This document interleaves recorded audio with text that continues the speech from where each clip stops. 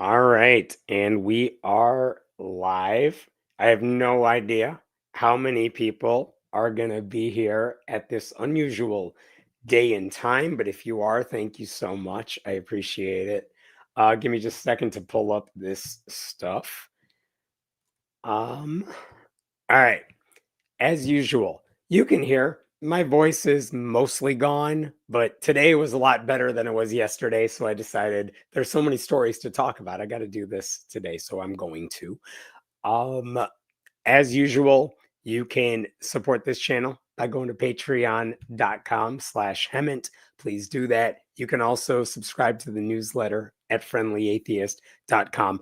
I'm going to remind you periodically that my voice is shot between segments just so it makes sense when people are seeing the clips of this later. Den is not here today, so I'm going to do my best to go through comments, questions, anything you leave in the YouTube comments and whatnot.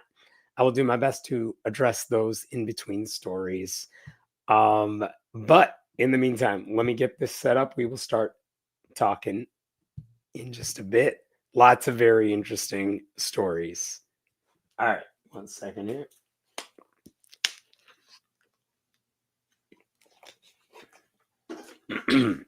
You can amuse me by leaving comments as we go through everything. I know. Different times. I I am doing my RFK Jr. impression right now. Next week I should be here on Thursday. It'll be a wacky couple of weeks because it's the summer. I'm traveling, whatever. Anyway, um, let's start. Um, just a reminder, my voice is shot. I'm feeling fine. My voice is not. But let's start tonight by talking about what Pete Hegseth just did with the Department of Defense regarding religious codes. Because he just took a long list of religious identity markers and decided it was just too awkwardly big. So we cut it down to 31 categories. Why did he do this? No good reason whatsoever. But this is his way of fighting the irrational war on wokeness. So here's why all of this is important, because you may have seen the headlines by now. Even if you're not in the military, here's why this is important. One of the strengths of our military is that it brings together people from a variety of backgrounds, and they're all working together for a common cause. It's supposed to be merit based. Our military is not supposed to be dependent on your family's name, your religious background, how much money you have, in theory, of course.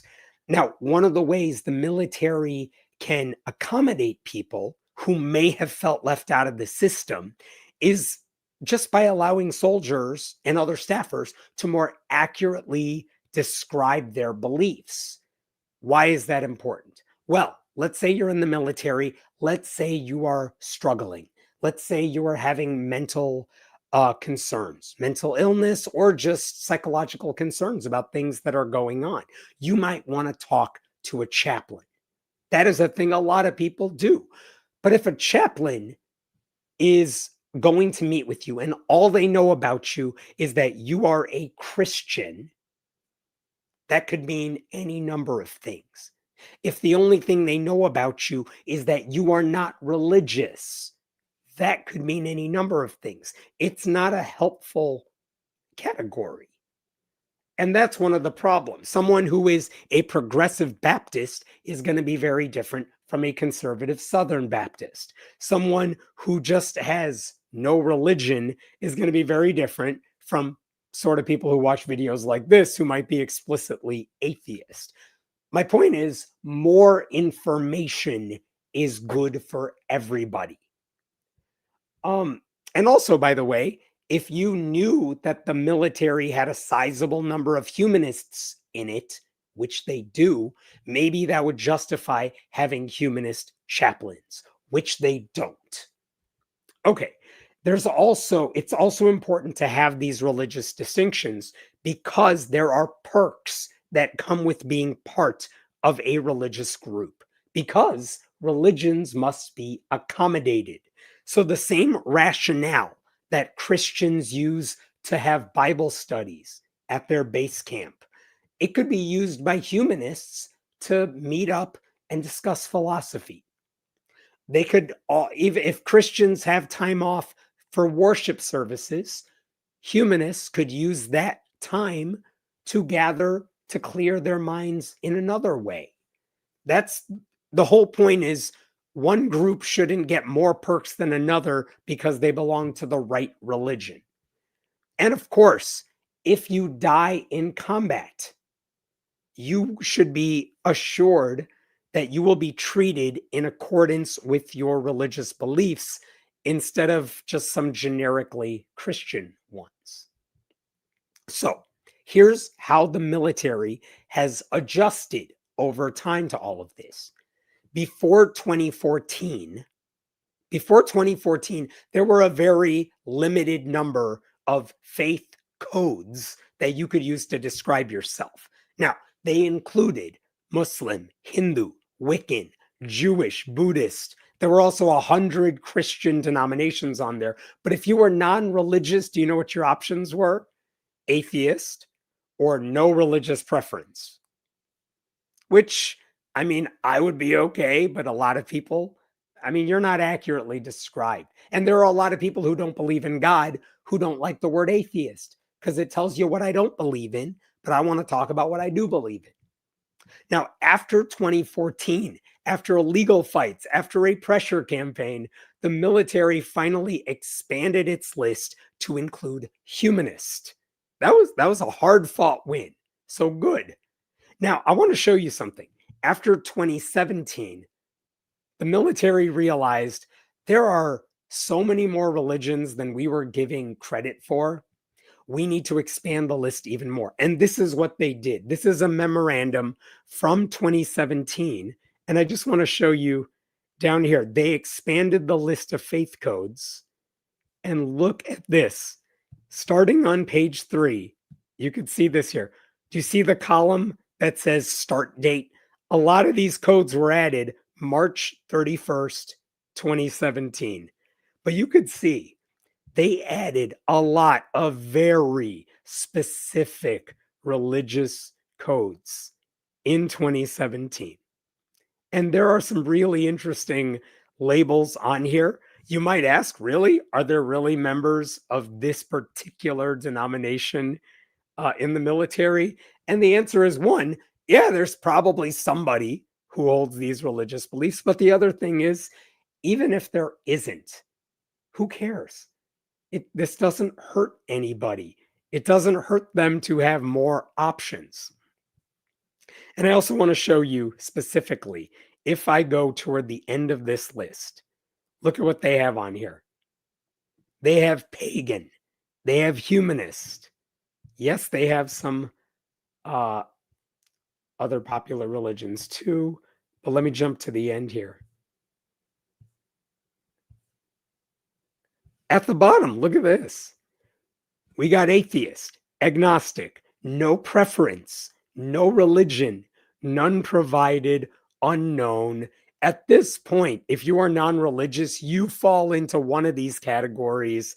And again, this is all to make it easier for you to feel like the military sees you. It understands that you have these specific beliefs, and it doesn't matter because our military is not religious. It took a long time to convince the powers that be that we ought to expand this list because different people have different needs. And they finally did it in 2017. And nothing bad happened as a result of them expanding that list. The goal was accuracy, right? I think there was finally an understanding that the spectrum of religious thought, or let me say this, there was an understanding that the spectrum of non-religious thought was not as simple as saying, I'm not. So just like there are different denominations of Christianity, each of which have their distinctions, their differences, there are non-religious people who believe humanist or deist or agnostic is a more accurate description of who they are. So that's where we were in 2017. Now, I will say the military tends to act like faith is a virtue, but at least they are using language that is less overtly Christian. That is a good thing. Now, last December, Pete Hegseth announced that we need to make a change. He had a long video. He talked about how he was overhauling the chaplain corps. But in that video, he said one of the problems with the military was that list. And I want to show you what he said at the time. Our chaplains are chaplains, not emotional support officers. And we're going to treat them as such. That's why today at My Direction, we are also simplifying the faith and belief coding system. In recent years, it ballooned to over 200 overly complex faith and belief codes. An overwhelming majority of the military population only uses 6 codes. 11 are not used by anyone. So we're going to streamline it and move it to a new list of religious affiliation codes so that our chaplains can actually use it to minister better to the flock.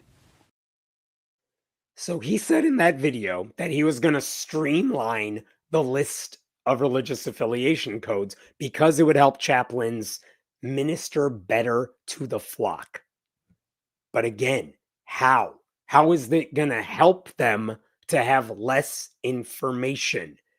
It's just stupidity for the sake of being an idiot. Pete Hegseth doesn't understand the military. He refuses to listen to the people who have spent their lives in it. So his solution, just like everyone in this administration's solution, is to destroy what others have carefully built.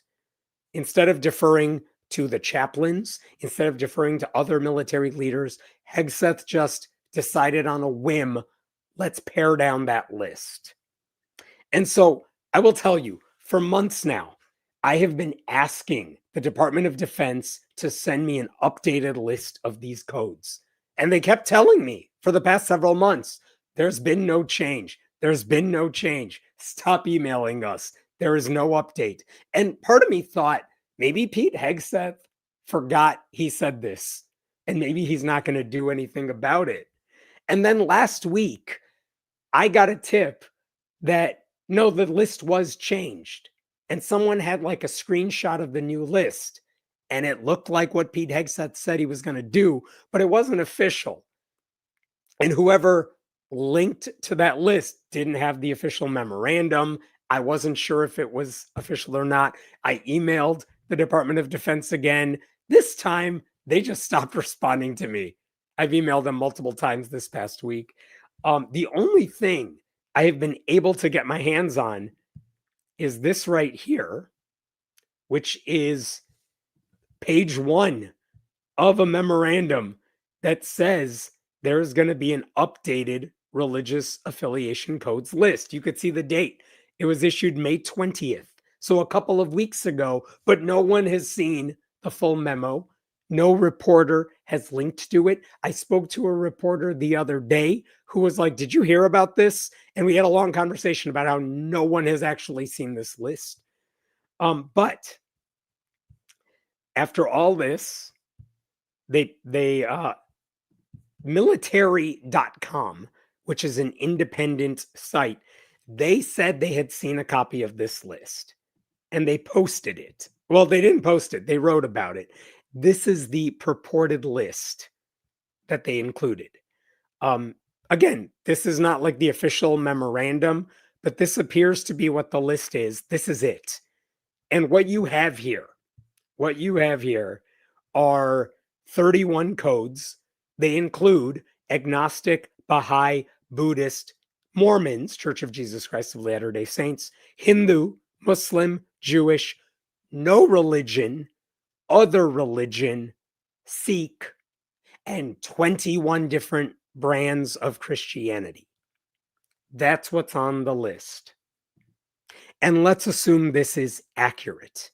If that's the case, what does this accomplish? What it does is it erases and pushes out military personnel who are not Christian or a member of one of the larger religious denominations that are not Christian, but even Hegseth has to admit, yeah, we got some of those in the military.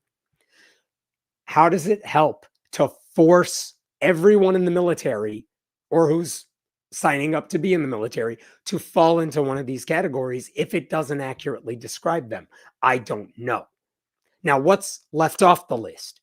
Humanist, no longer on the list. Deist, pagan, Wiccan, atheist, no longer on the list. Dozens of smaller religious groups gone.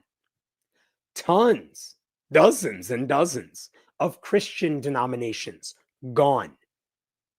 Think about what this means. If you are an atheist, like I am, the only sensible category for you to put yourself in is no religion.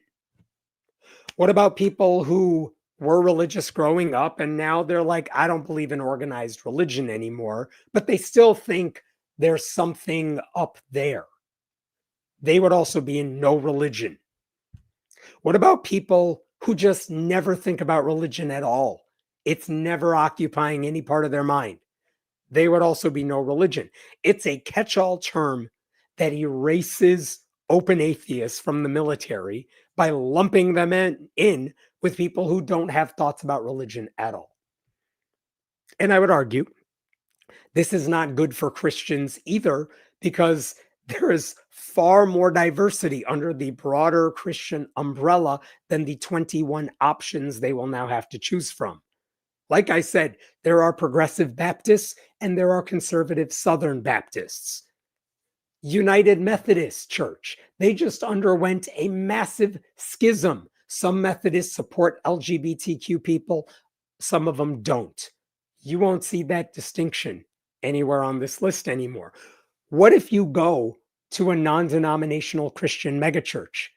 Because two of the categories are Christian non-denominational and Christian evangelical. Which one are you? I don't know. You're both. There are also different kinds of Muslims. Famously, there are different kinds of Jewish people. None of that diversity is reflected in the list, and none of it matters to Pete Hegseth.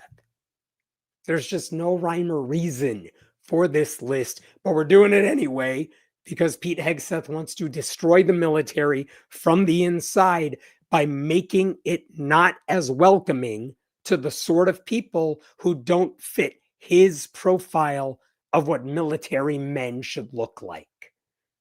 And like if you've seen any headlines, usually that's a thing he applies to women, people of color, people who are overweight, and now he's applying it to religions he doesn't like. This is what one chaplain told military.com. There's a lot of faith groups out there that I don't particularly have an interest in, but there are service members who are sending their sons and daughters into the military, and they're expecting pastoral care for their sons and daughters as needed, and I don't think they're going to get it. All it takes is the chaplain to say, well, I don't see him on this list. I don't know how I can help you. Maybe go off the installation, see if you can find anybody who can work with you. Bye-bye. And that's it. That is not the American way. Well said. Can I show you one last thing? The U.S. Department of Veterans Affairs, they have a website where they list all the emblems you can ask to be put on your tombstone if they have to bury you. And I just want to show you, they have so many options. There are, I think, 80 some options on this list, including non-religious ones, somewhere in here. 80 options. But if you're living and you enlist to be in the military now, there are 31 options for what religion you are. You know what that means? That means when it comes to the military, our government is more interested in your religious affiliation when you're dead than when you are alive. And that should infuriate everybody. This is what American Atheists said about all of this. As much as Hegseth wants to push the lie that the US is a Christian nation, repeating a lie doesn't make it true. This is a nation with hundreds of faith and belief systems, and our military reflects that simple fact. That Hegseth apparently believes numbers larger than 30 are just too complicated to handle says a lot about his management of the Pentagon. The exclusion of millions of Americans and countless members of our military sends a message about who counts as a real American to Hegseth and the extremists aligned with him. No matter how hard white Christian nationalists like Hegseth try, they will never succeed in writing us out of our history or in silencing us. Atheist soldiers, sailors, airmen, Marines, guardians are patriots committed to protecting our nation and our Constitution. It's a shame we can't say the same thing about Hegseth. And I think what makes me the maddest about all of this is that it solves a problem that never existed, but it creates a whole bunch of new ones for someone in a future administration to solve. Like, no service members were harmed because the military allowed people to identify themselves accurately. Just like no one was harmed that trans soldiers were serving in the military.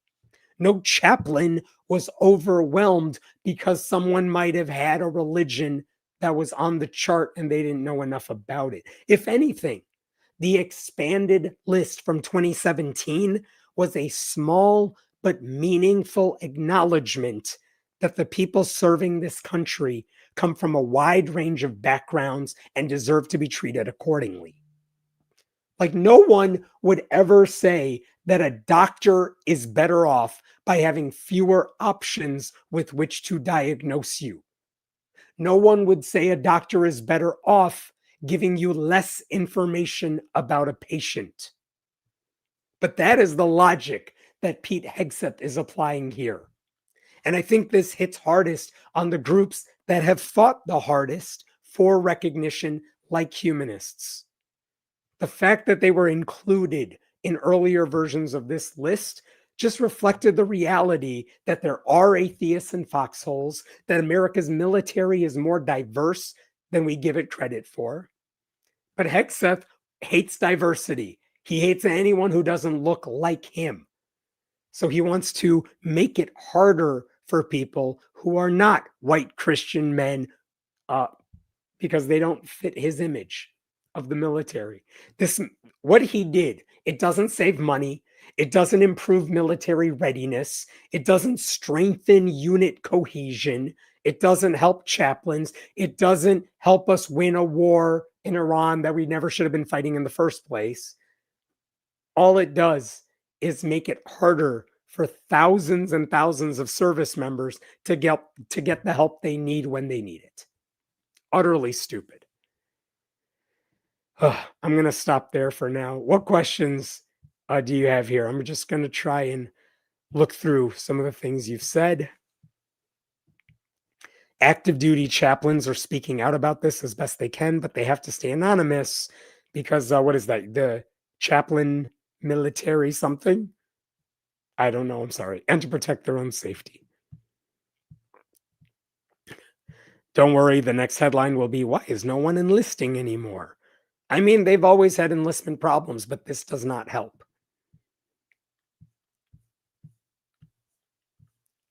All right, I hope I didn't miss any other questions here. Uniform Code of Military Justice. Thank you. I'm going to jump to another story. Give me 1 second.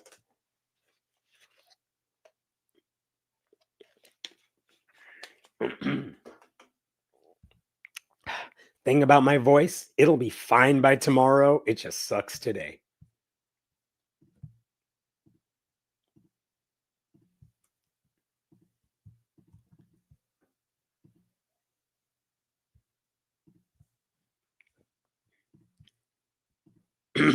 Okay.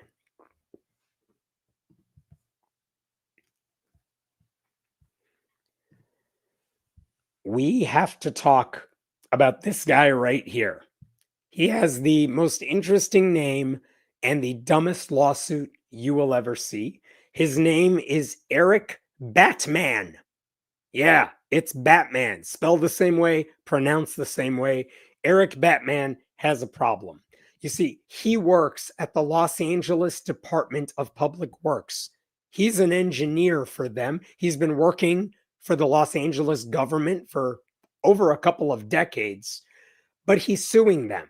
He's suing the Department of Public Works and he is suing LA County. And by the way, in case you are late to this, my voice sounds horrible today. I feel fine. My voice does not. I'll be fine later. Get over it. But he's suing the Department of Public Works because they would not make a religious accommodation for him during Pride Month. And it involves that flag right there. It's the Pride Progress flag. He doesn't like it. And so here's what happened.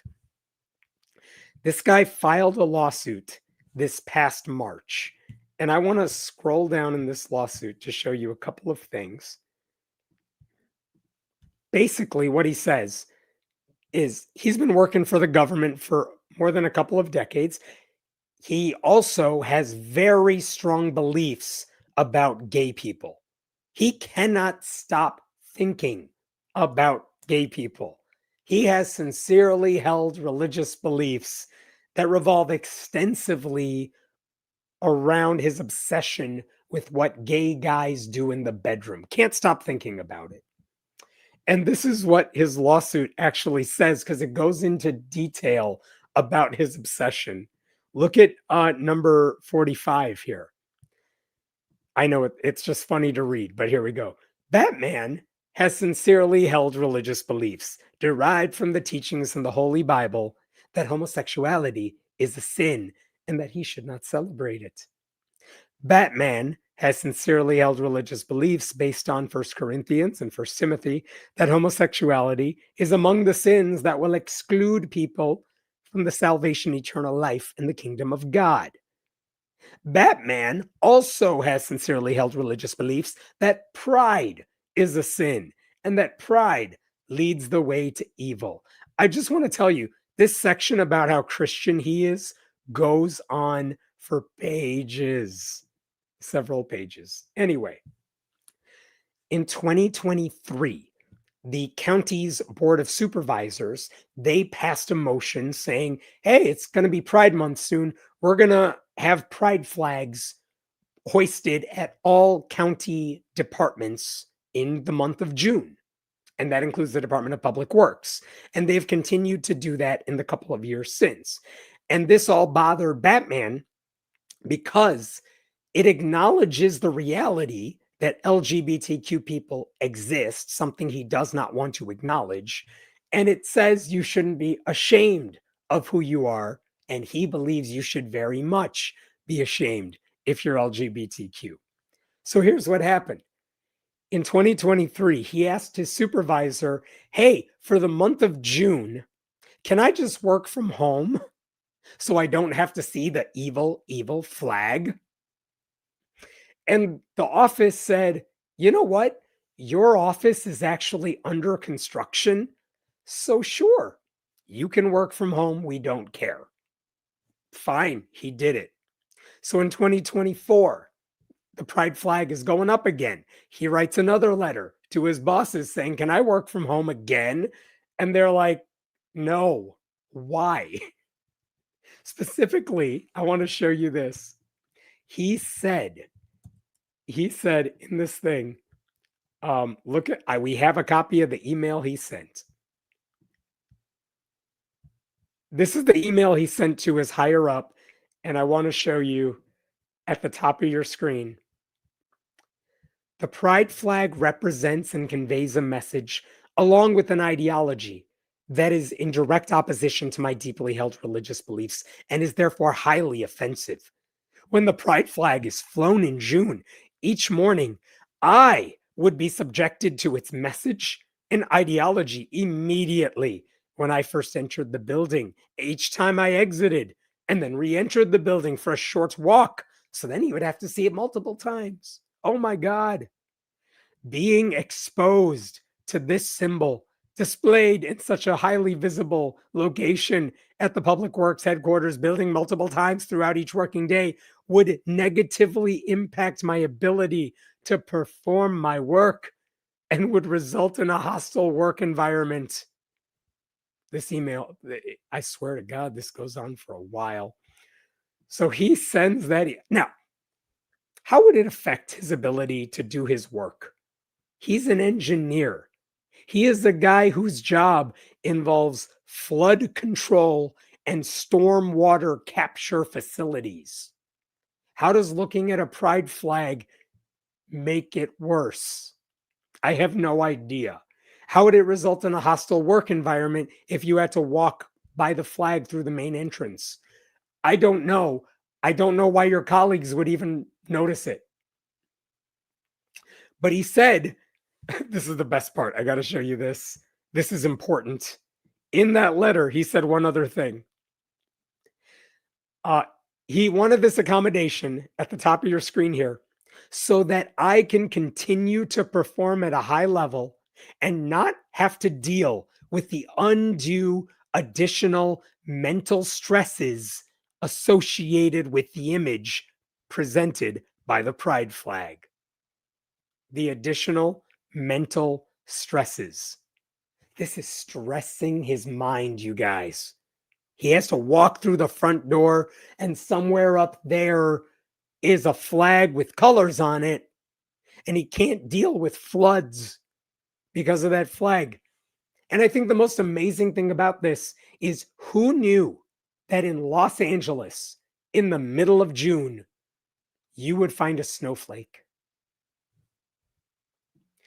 So his boss gets that email. And they say, hey, you can use a different entrance. We have a back door. You can use that if you want. And then you would not have to deal with any of this shit. But the best part about it is that the supervisor who got that memo, that email from him, they also said, if you are struggling, you are having mental struggles because of viewing the flag, I am also providing you with the workers' comp paperwork, along with the brochure for the county's employee assistance program to address your comment related to mental stresses associated with the image presented by the pride flag. So basically, hey, buddy, you said you are dealing with mental stresses.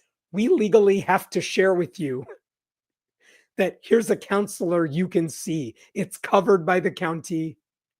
If you need to see a counselor, here's the information, buddy. It's the funniest fucking thing ever. So they said you could take the back door if you want. You can go see a counselor. But no, we're not accommodating you. You do not get to work from home all month. This is not a reasonable religious accommodation. And because of that, this really, really bothered him to the point that, I want to make sure you see this, if I scroll down to later in the lawsuit, this is what he wrote about that 2024 year. Number 92. Because of the denial of his requested religious accommodation, Batman was forced to work in an environment that required him to violate his sincerely held religious beliefs in 2024, when a reasonable, non-burdensome, and readily available accommodation was denied. Why couldn't he work from home? Now, why did he, what was going to happen if he went to work? I don't know. Who the hell knows? Anyway, last year in 2025, he made another request to work from home. And this is his email once again. I will show it to you. I'm sorry. Let me explain. He's trying to explain why he can't handle the flag at the top of your screen here. The flag has 6 colored stripes, which stand for various expressions of sexuality that are sinful, according to my religion. Being forced to participate in the county's celebration of sinful sexuality by working under this flag and being forced to look at it in order to come to work violates my religious beliefs. By the way, this is not that important, but he says he already works from home 1 day a week. So all he's asking for is to be able to work from home the other days of the week. And he only works 4 days a week. So really, he's talking about 12 days.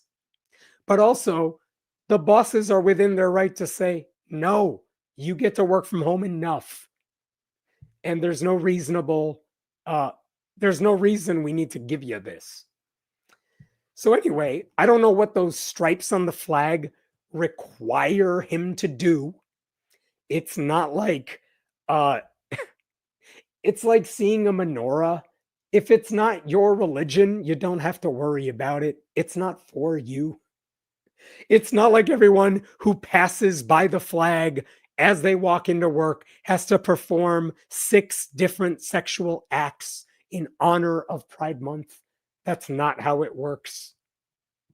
One other thing he said is that there were Muslim employees who were allowed to work from home during Ramadan. So he said, well, if they get to do it, why can't I skip work so I don't have to see the flag? And in his defense, he also included a long list of Bible verses, which is what every boss is very excited to see. He's like, you guys, I totally hate gay people. Let me show you how much I hate the gays. And here's a list of Bible verses. Like, I don't know why that would be convincing to anyone. That makes me think this man is off the deep end. He said at the bottom of this, I list these verses to show that my religious beliefs prohibiting me from participating in the county's celebration of Pride are sincere. Bullshit. Because Jesus did the Sermon on the Mount. Guess how many conservatives give a shit about that? They don't. They cherry pick the verses they want. They ignore the ones that counter what they believe. Don't tell me it's in the Bible, therefore I believe it, when Christians, especially conservatives, freely ignore the stuff they don't like. But that's what he argued. So you will not believe this. Nobody in the office was convinced by this. Now, the office this time around said, do you want a more convenient parking spot so you can access the other entrance? We'll give you that. But that's it. And he rejected that option so he could keep whining. And all of this, he says, has caused irreparable harm to him. I don't know how, but it did. So he filed this lawsuit. He did it in March. He filed this lawsuit back in March, knowing Pride was going to happen again. And immediately he was represented by Liberty Counsel, which is the right-wing legal group that maybe famously represents Kim Davis, that anti-gay clerk from Kentucky. So he's represented by Liberty Counsel. And I just want you to see this. Liberty Counsel, as they always do, they are blowing this completely out of proportion because even if they lose on the legal merits, they got to fundraise. And because I hate myself and because I subscribe to their mailing list, I get all their fundraising emails. And I just got to tell you, let me show you one of their fundraising emails. Liberty Counsel is suing the city of Los Angeles. When Jason Batman, I'm going to stop there. His name is Eric. Do you think Liberty Counsel is confusing him with the actor Jason Bateman? I don't know, but you could see how rushed Liberty Counsel was to get this fundraising email out. That they're like, what's his name? Who cares? We don't give a shit about that guy. Call him Jason, as long as we spell Batman right. Give us money. These people are such idiots. I swear to God, I didn't even realize they misstated his name in their first fundraising email. But anyway, let's hear about Jason Batman. They just say, well, don't let Los Angeles treat Christianity as a mental illness. Where did that come from? No one is treating Christianity as a mental illness. But I will show you this.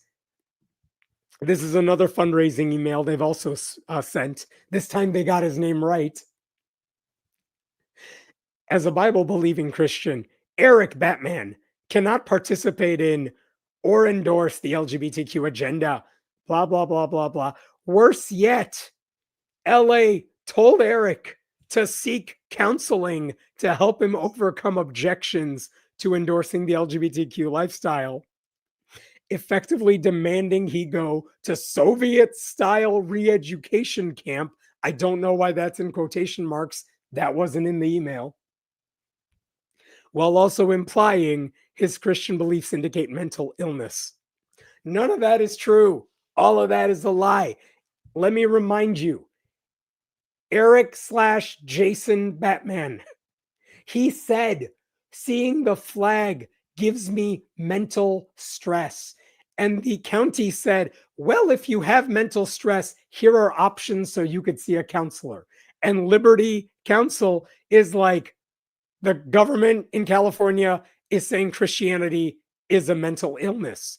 Not at all what happened. But because everyone who works at Liberty Counsel doesn't know shit, this is what they're running with, because their entire business model is we need to scare old white Christians into giving us money, even though we have no clue what we're doing. We don't even know the name of our client.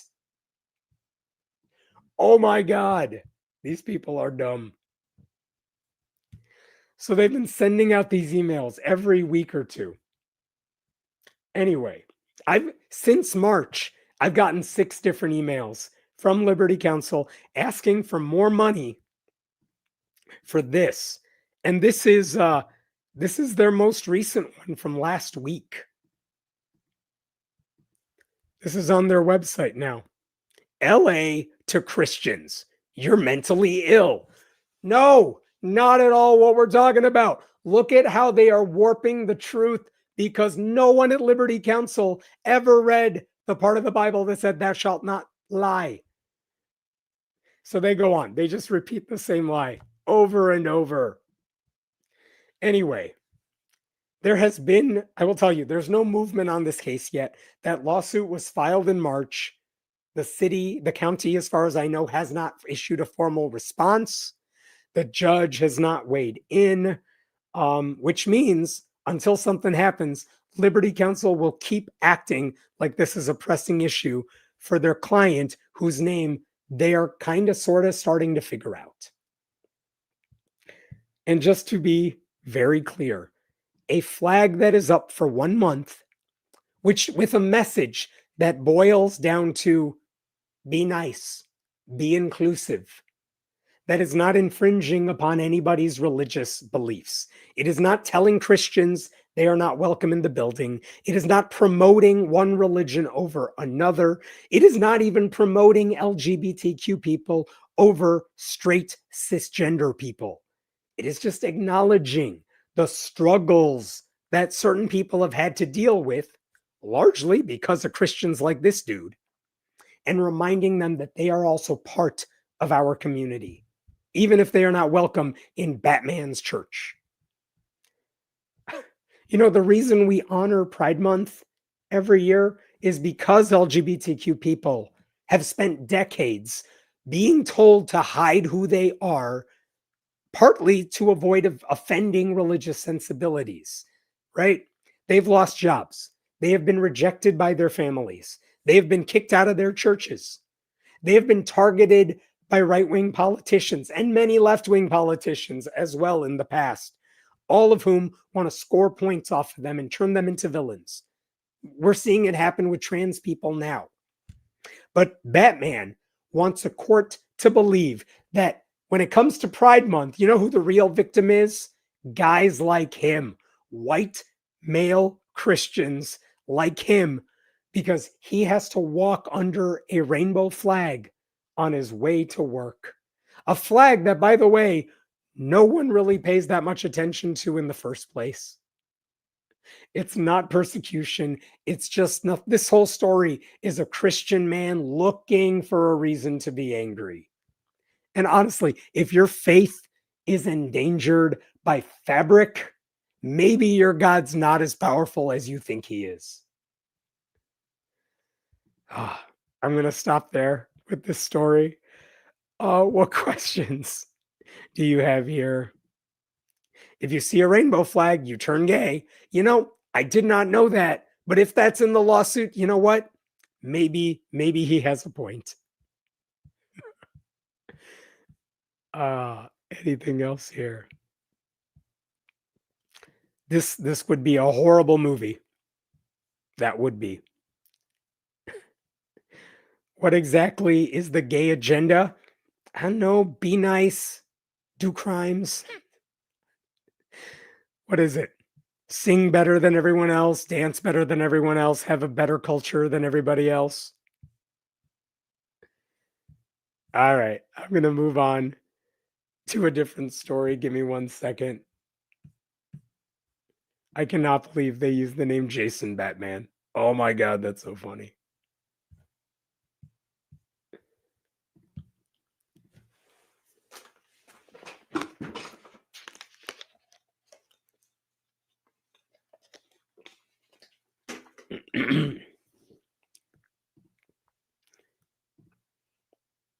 Yes.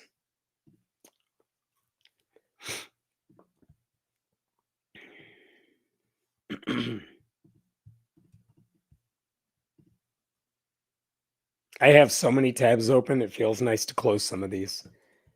Okay.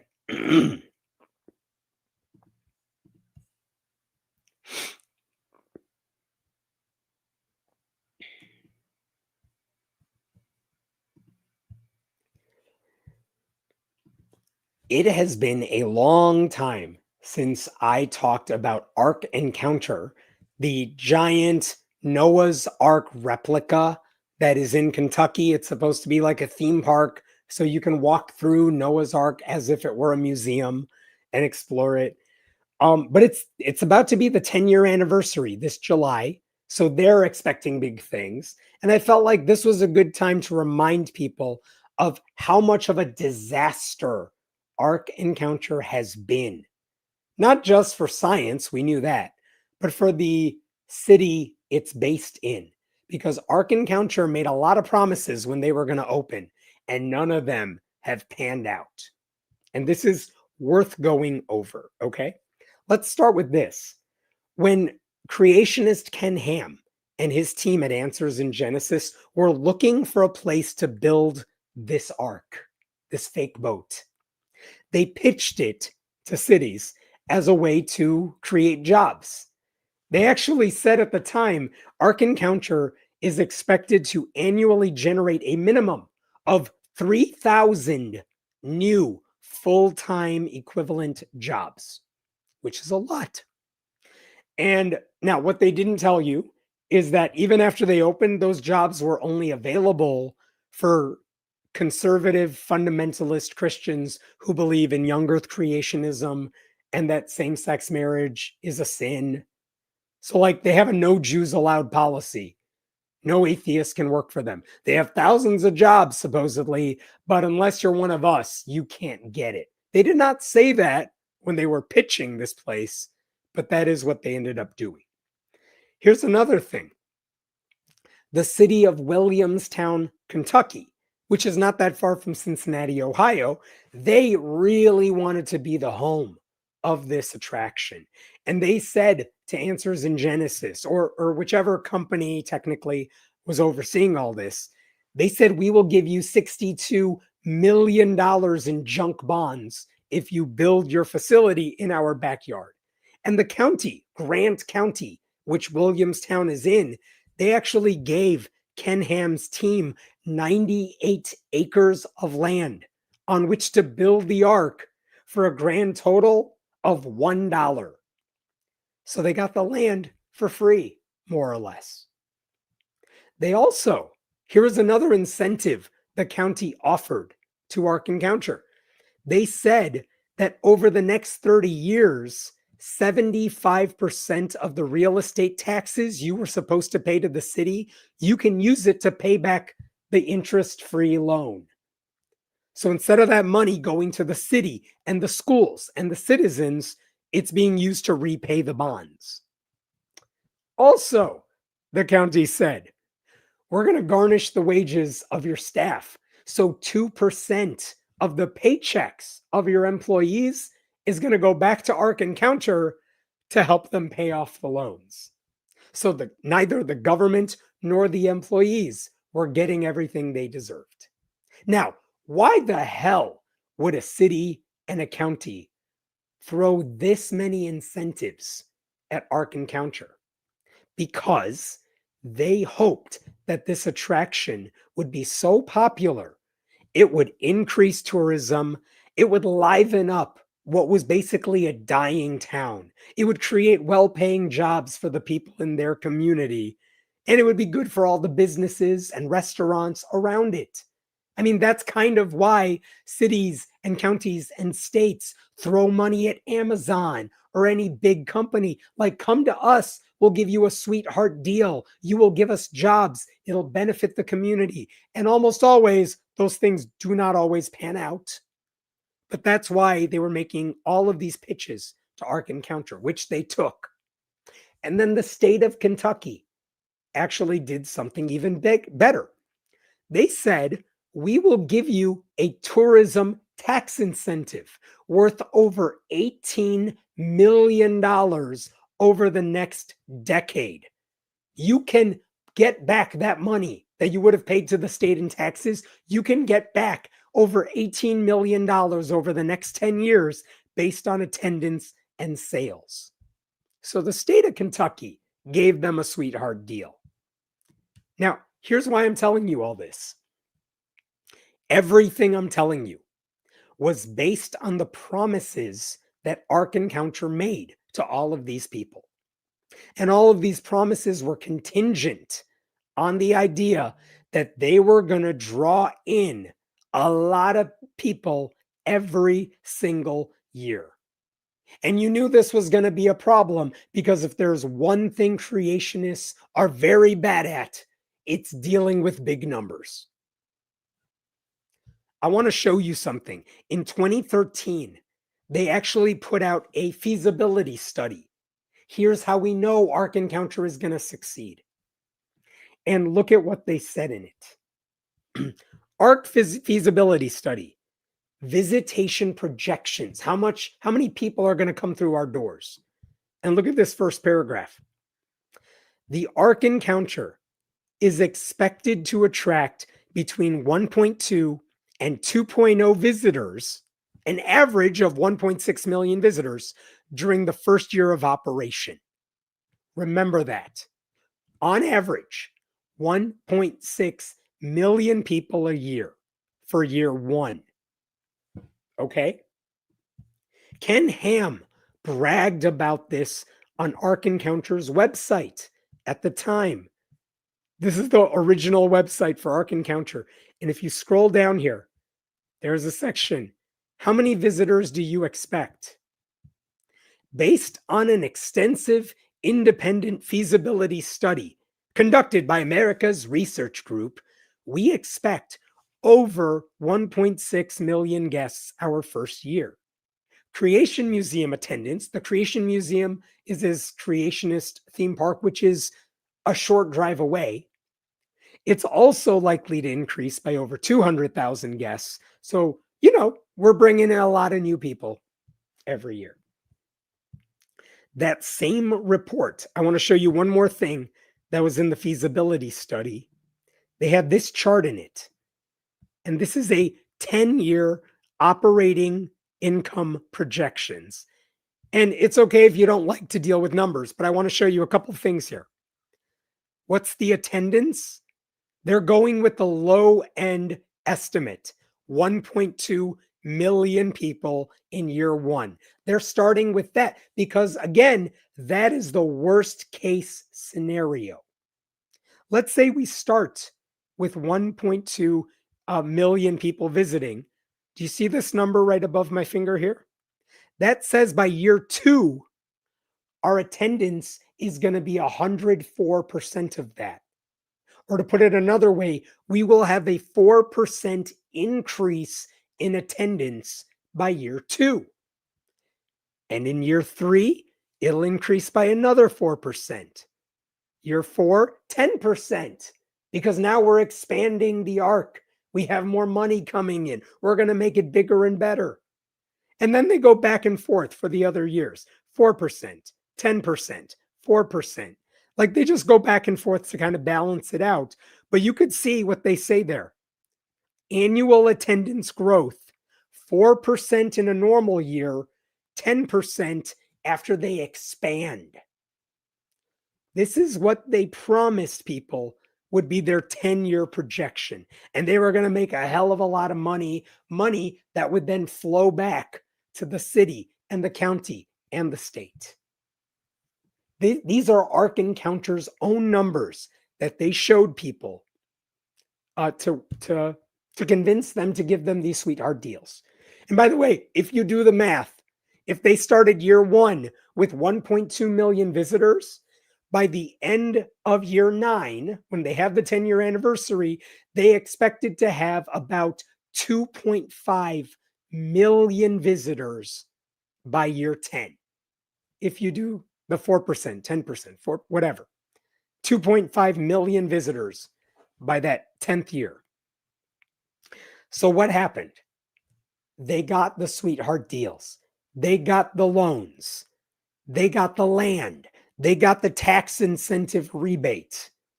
Ark Encounter finally opened in July of 2016. And here's the thing. It's a private business, which means we have no way of knowing how many people are visiting the park. It's like saying how much money is a church taking in. They don't have to tell you, and they won't. Ark Encounter did not have to say what their attendance numbers were or how much money was coming in. Now, maybe they had to offer attendance numbers to get the tax rebates, and maybe you could figure it out that way. But on a monthly basis, they did not have to tell the public what their attendance was, right? And then something wonderful happened.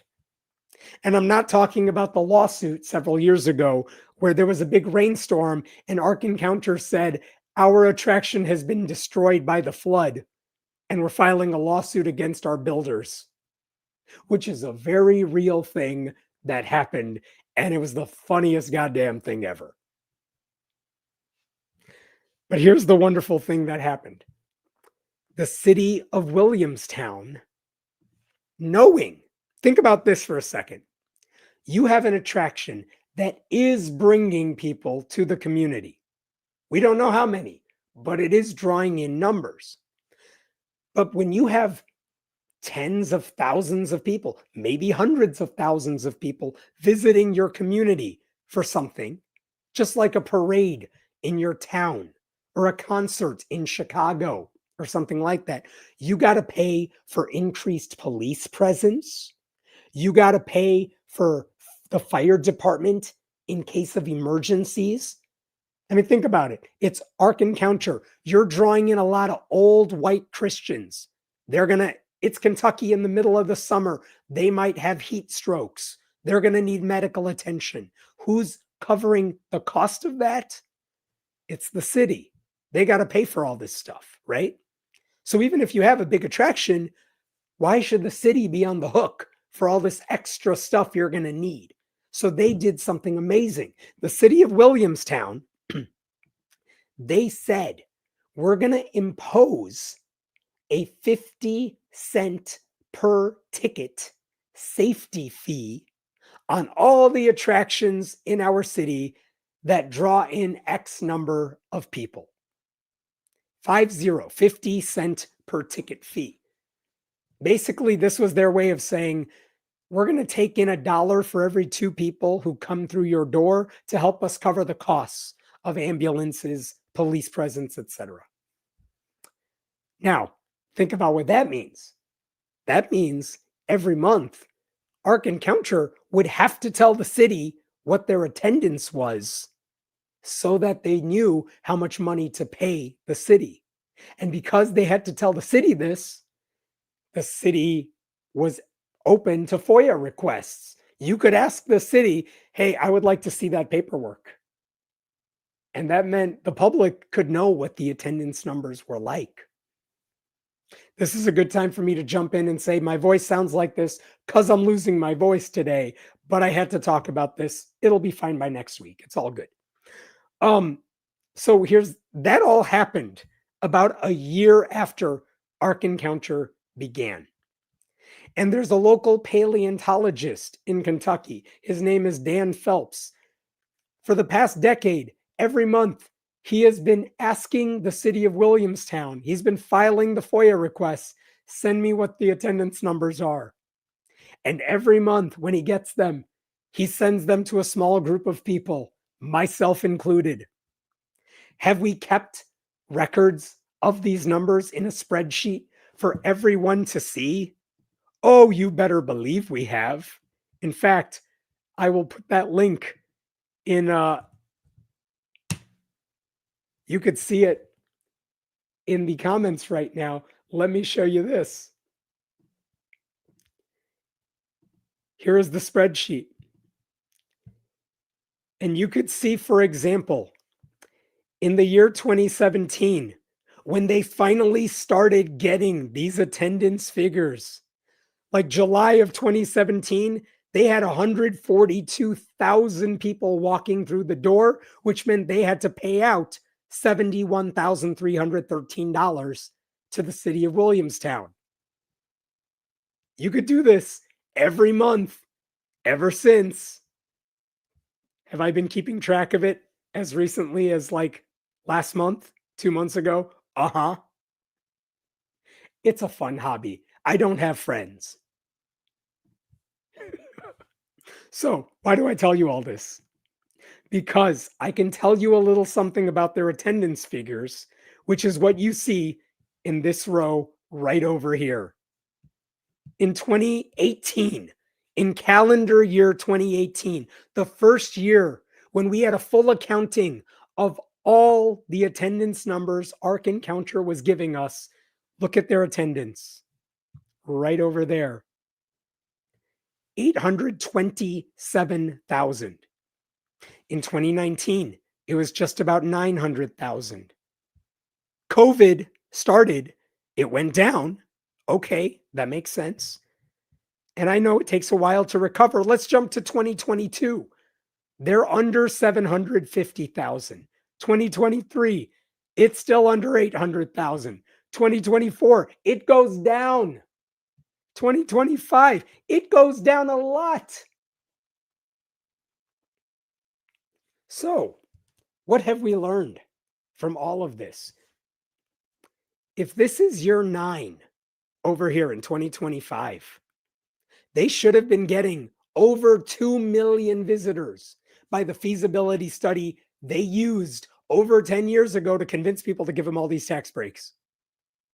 They are at 652,000. And it doesn't look like this year is going to be any better. That is what we get from the data. Noah's Ark is supposed to be this indestructible ship that stays afloat during a global flood, allowing Noah's family and 2 of every animal to rebuild humanity. Ark Encounter, the creationist attraction, can't even keep itself afloat. The Ark is sinking. And at this point, this is no longer post-COVID. Like, you can't blame this number on COVID anymore. People are pretty much back to normal. They're just losing people. They're not bringing in people. Now, there is a website called Writing America, RIGHT. And they used the same numbers I used, but they calculated using fiscal years. So from right over here, this is from July of 2016 to June of 2017. And they did the same thing I just showed you in the spreadsheet.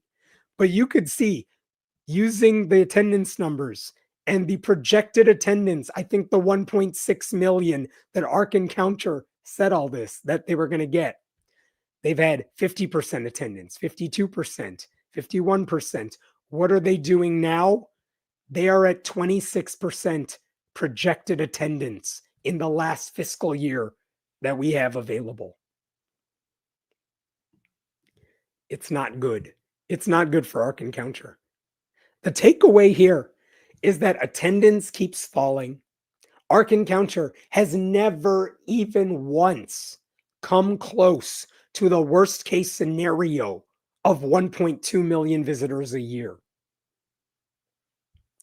And because they're not hitting their projected attendance numbers, what does that mean for the city and the county and the state? The city, it means they're not attracting tourists in the volume they had hoped, which is bad for local restaurants and stores and hotels. And it's even bad for the schools that rely on property taxes. Williamstown has paid for this dearly. They took a misguided gamble by giving Ark Encounter all these sweetheart deals. I feel bad for them. I think they genuinely did not care about the religion or science of it all. They cared about just bringing a business to their town. And I get that. If you're a city official, you'll do anything to bring a big business to your town, draw in people. And they fell for a creationist's scam. Here's another thing you should keep in mind. I mentioned that the state of Kentucky gave them an $18 million tax break over the next decade as a tourism benefit. Well, that's going to expire now, which means Ark Encounter is going to make even less money than it had coming in. That's bad news for Answers in Genesis. And then when you factor in a faltering economy because of the Republicans that creationists like Ken Ham actively root for, because of high gas prices, which can also be blamed on Republicans, and the simple fact that Ark Encounter is one of those places that you see once and then you never have to see it again, because unlike a real museum, this one never changes because the Bible says it cannot. What do you think they have? You think they have updated exhibits every year? No, it's not an art museum. It's not a museum of science. It's a biblical animatronic storage shed. Once you've seen it once, even if you're a hater, you don't need to go back again. By the way, a bunch of atheists I know have seen it once. They made fun of it. They made their videos. You could see a lot of walkthroughs on YouTube. But once you've done it once, you don't need to go back again.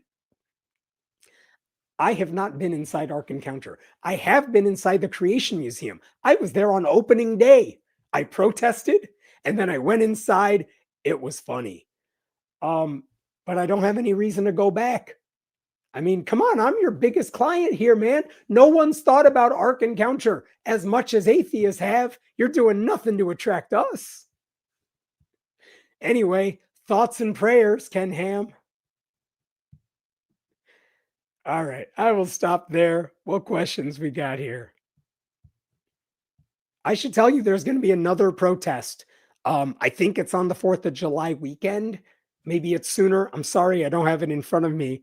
But if you look up Ark Encounter protest, there are a group of atheists who do protest outside Ark Encounter at a distance, but they protest it not because of what they're protesting is the fact that they pretend this is science. It's not. It's just biblical mythology. So they protest to show people this is not science. This is not real. It's well worth it if you are around there. This is true. I have been waiting all day to say this. I do appreciate how many of you also love spreadsheets as much as I do.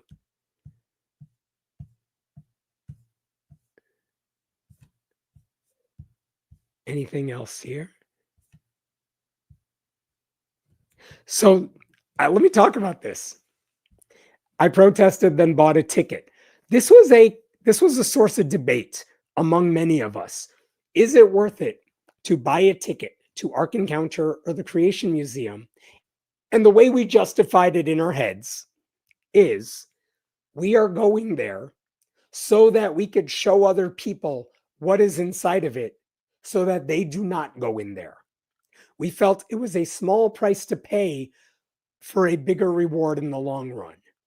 And as you could see from the attendance numbers, if you want to give us credit for that, which I'm not saying you should, maybe that paid off. But we understand the potential hypocrisy here.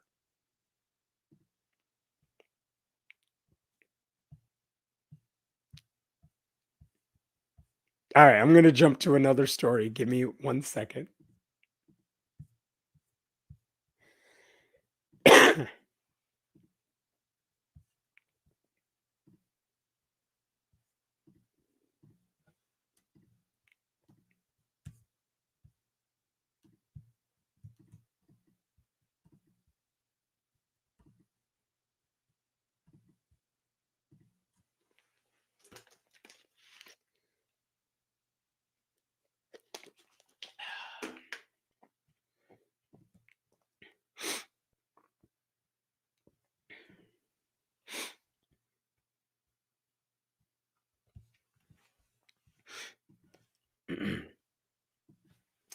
This is interesting.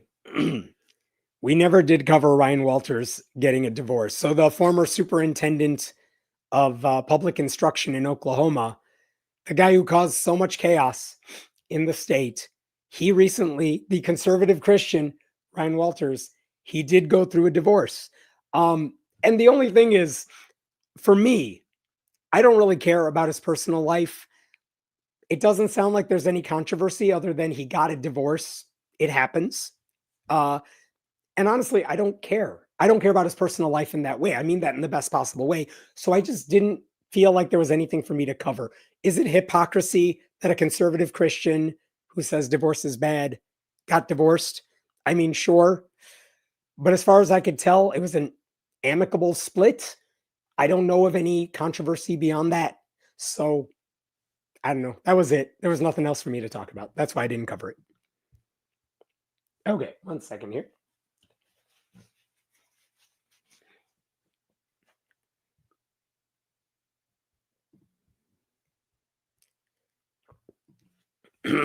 Okay. So just as a warning to people who are tuning in, my voice sounds like this today. I'm fine. I'll be fine. But I wanted to talk about this, so you'll have to deal with my voice like this for this segment. Connecticut just passed a really important new law. And I want to praise the law. And I don't think people have heard about it very much. But I want to talk about it because it was opposed by conservative Christians. And I want to tell you why that is. So the law that they passed in Connecticut helps protect children who are being homeschooled. And that is actually a really big deal because most states have no protections for homeschooled kids. And I will show you this right here. This is the new law that was signed into law, Public Act number 26-37. And this is a 17-page document. It goes on for a while. We won't read through all of it. But the thing I should tell you is that there are two big things in this new law. Number one is it tells all families, that you have to tell the state what you're going to do with your kids the next school year.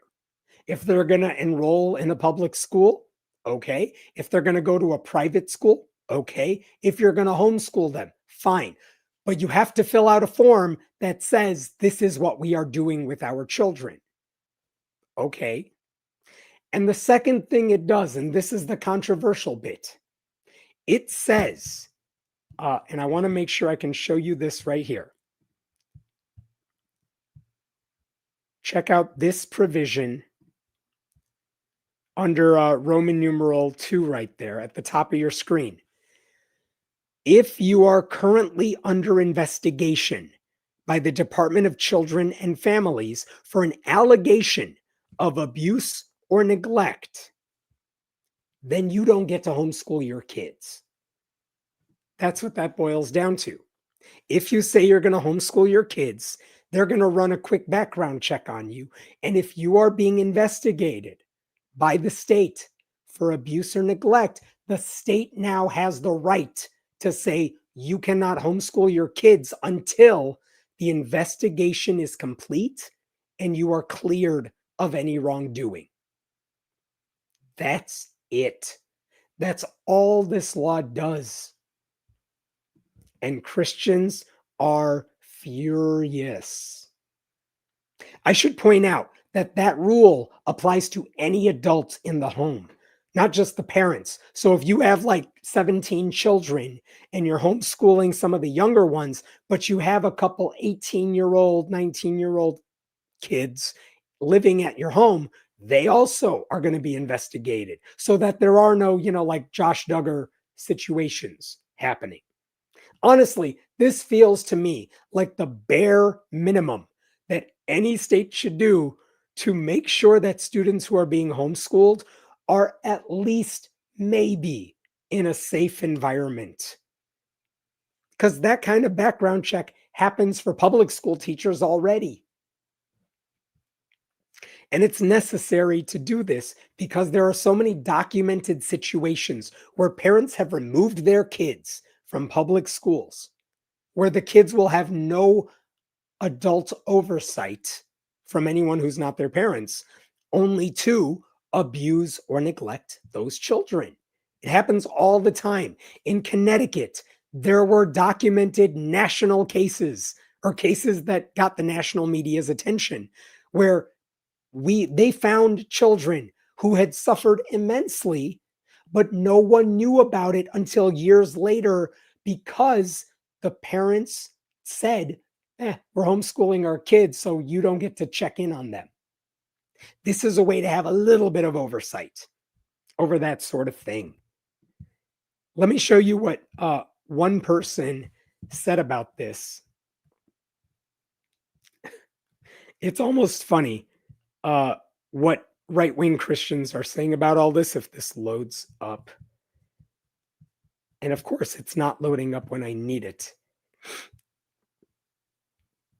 This is what conservative Christians said about this law. The Connecticut Homeschool Network, which describes itself as a watchdog for homeschool freedom and privacy, called the legislation wholly irresponsible in a statement.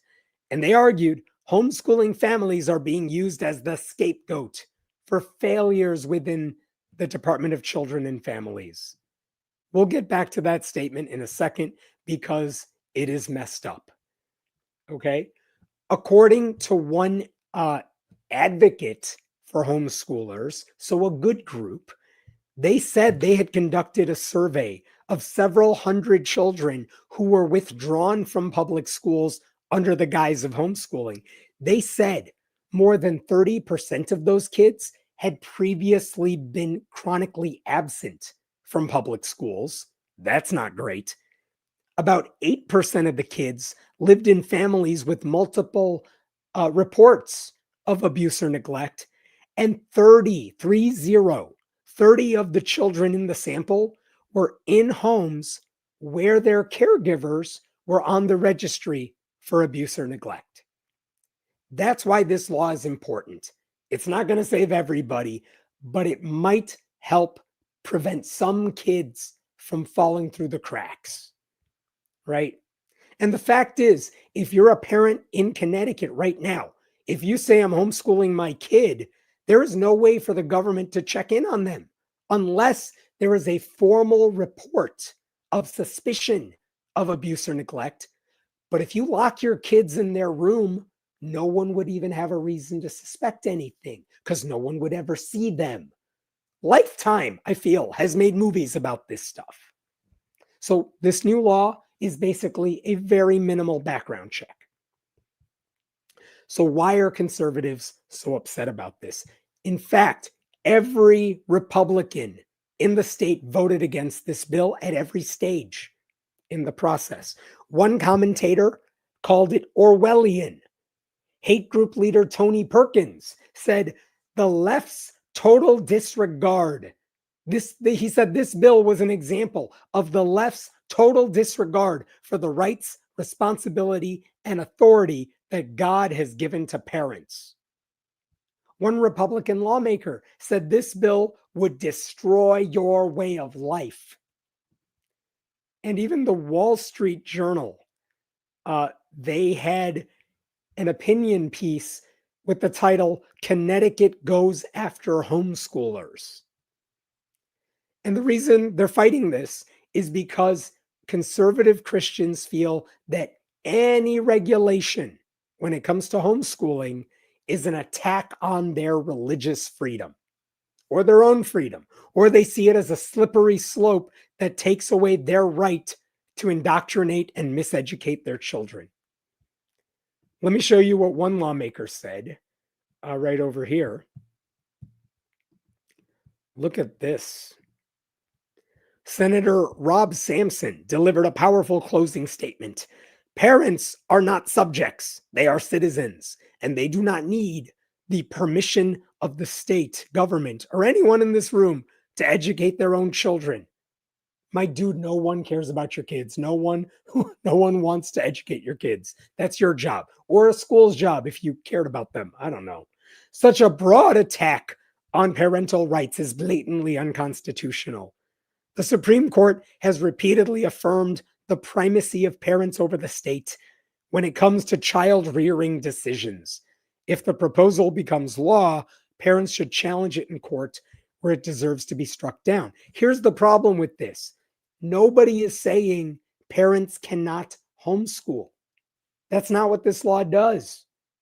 It just says, we just want to make sure you're not under investigation already for abuse, because if you are, maybe the kid's going to need some help from the state to look after their well-being. This bill does not stop anybody from homeschooling their kids. And unlike what some of these people are saying, it does not treat every homeschooling parent as a potential threat simply because some parents do wrong. That's not what this is. Think about this. Here's an argument I have heard them make about public schools. They say students who attend public schools may be abused by their parents. Yeah, that does happen. Sometimes teachers at a public school are the ones who are abusing children. That is also true. It's rare, but it does happen. But here's the thing about that. All of those teachers, they did pass a background check, and then they committed their crimes. A background check does not stop all crimes, but it prevents some people from getting through the front door. And by the way, if a teacher is accused of committing a crime, they are investigated. And if they are found guilty, they don't get to come back. So I don't know what the problem is with asking parents, hey, we're going to run a background check on you. If you come up clean, you can do whatever the hell you want. That's not asking a lot. By the way, the people opposing this law are the same Republicans who are turning a blind eye to the Epstein files. They turn a blind eye to Donald Trump's involvement in the Epstein files. Donald Trump, who has allegedly done a lot of things that are criminal and been convicted of things that are criminal. They don't care about any of that. Now, the biggest group that is advocating against laws like this is the Homeschool Legal Defense Association, the HSLDA. And the president of that group is this guy right here. His name is James Mason. Look at what he said. This is back in April. Connecticut lawmakers are considering a bill that would subject every family to a background check. Oh my God. Not after evidence of abuse, not in response to a specific concern, but as a condition of carrying out a basic responsibility of parenthood. In this case, choosing the best education method for your child. In effect, the state must clear you before you may begin to teach your own child. And again, the problem with that is, how would there be evidence of abuse if your kids are sheltered in a place other adults cannot see them? How would there be a specific concern? Like, instead of some, I would think if I were trying to advocate for homeschooling, I would want there to be countless background checks. I want to show people, yeah, I pass the same minimal background check that public school teachers have. And by the way, I do a better job of educating kids than they do. I would think that's good marketing for the homeschooling people, but not in this guy's world. Um, he said something else here. My screen is freezing up here. Give me a second. There we go. He said something else in this essay, if I could find it. It's now gone. He also said, listen, every case of child abuse is devastating and morally urgent. That's what Mason said. But clearly he doesn't believe that because he's trying to block legislation designed to prevent that abuse. He said this law was in response to the rare but real examples of abuse, but he said it unfairly applies to everyone. Like you're punishing all homeschooling parents for the awful things that a few bad eggs do. But I don't get that argument because that's literally how laws work, right? Some people drive very recklessly, but if I'm driving on the highway, it is likely I will see a cop who is pointing a radar gun in my direction and everybody else's direction. Is it because I am driving recklessly?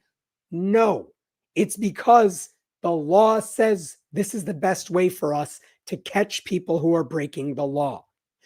If you're driving within the speed limit, you got nothing to worry about. So I do not get the argument that this law unfairly punishes all parents for the crimes of a few. Like, that's how laws work. And by the way, it's not like the HSLDA, it's not like they're offering any other solution here that would weed out the bad parents. And the reason is none of these homeschooling advocates that we're talking about here, the conservative Christian ones, none of them care if some kids get abused as long as other people can avoid regulations. They don't want any regulations because if you allow something like this to pass, next thing you know, the state might want to know, what are you teaching your kids? And they might have to answer that question, and they don't want to do that. It doesn't matter how many stories you hear about homeschooling gone wrong, because groups like this will never support any kind of meaningful regulation. They are like the NRA when it comes to gun control. Their answer to everything is none. It doesn't matter if it keeps kids safe. The answer is always nothing. They want no help, no regulation, and they will oppose any sensible moves that would save lives and protect kids.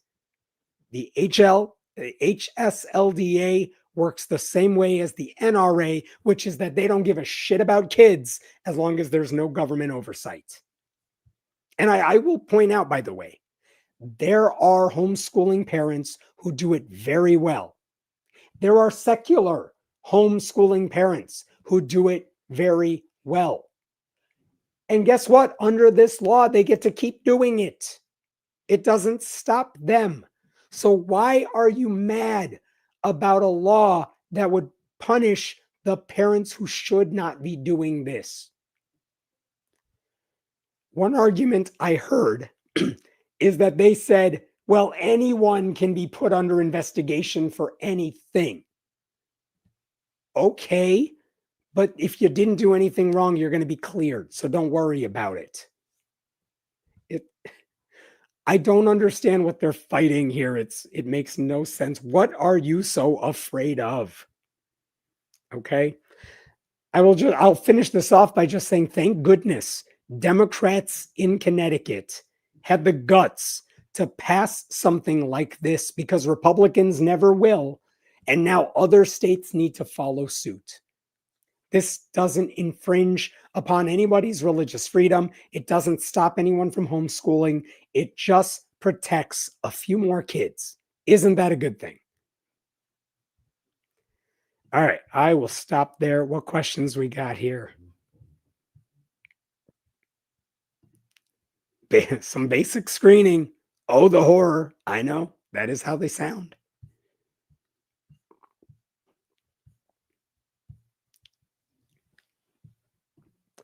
I homeschool my kids because Texas. I had to do a background check to sign my kid up for 4-H.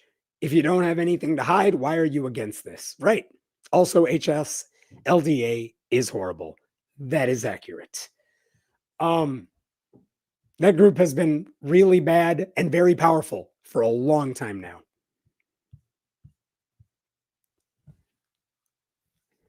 Anything else here?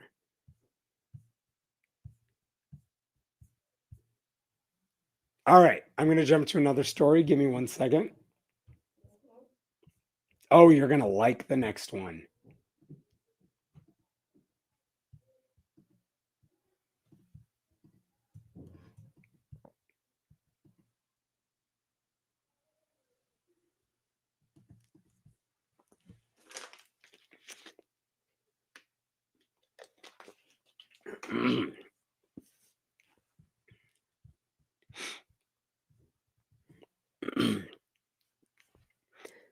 Okay.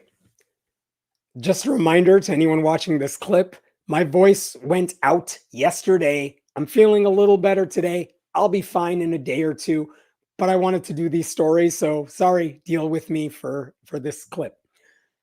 I want to talk about Colorado's governor's race.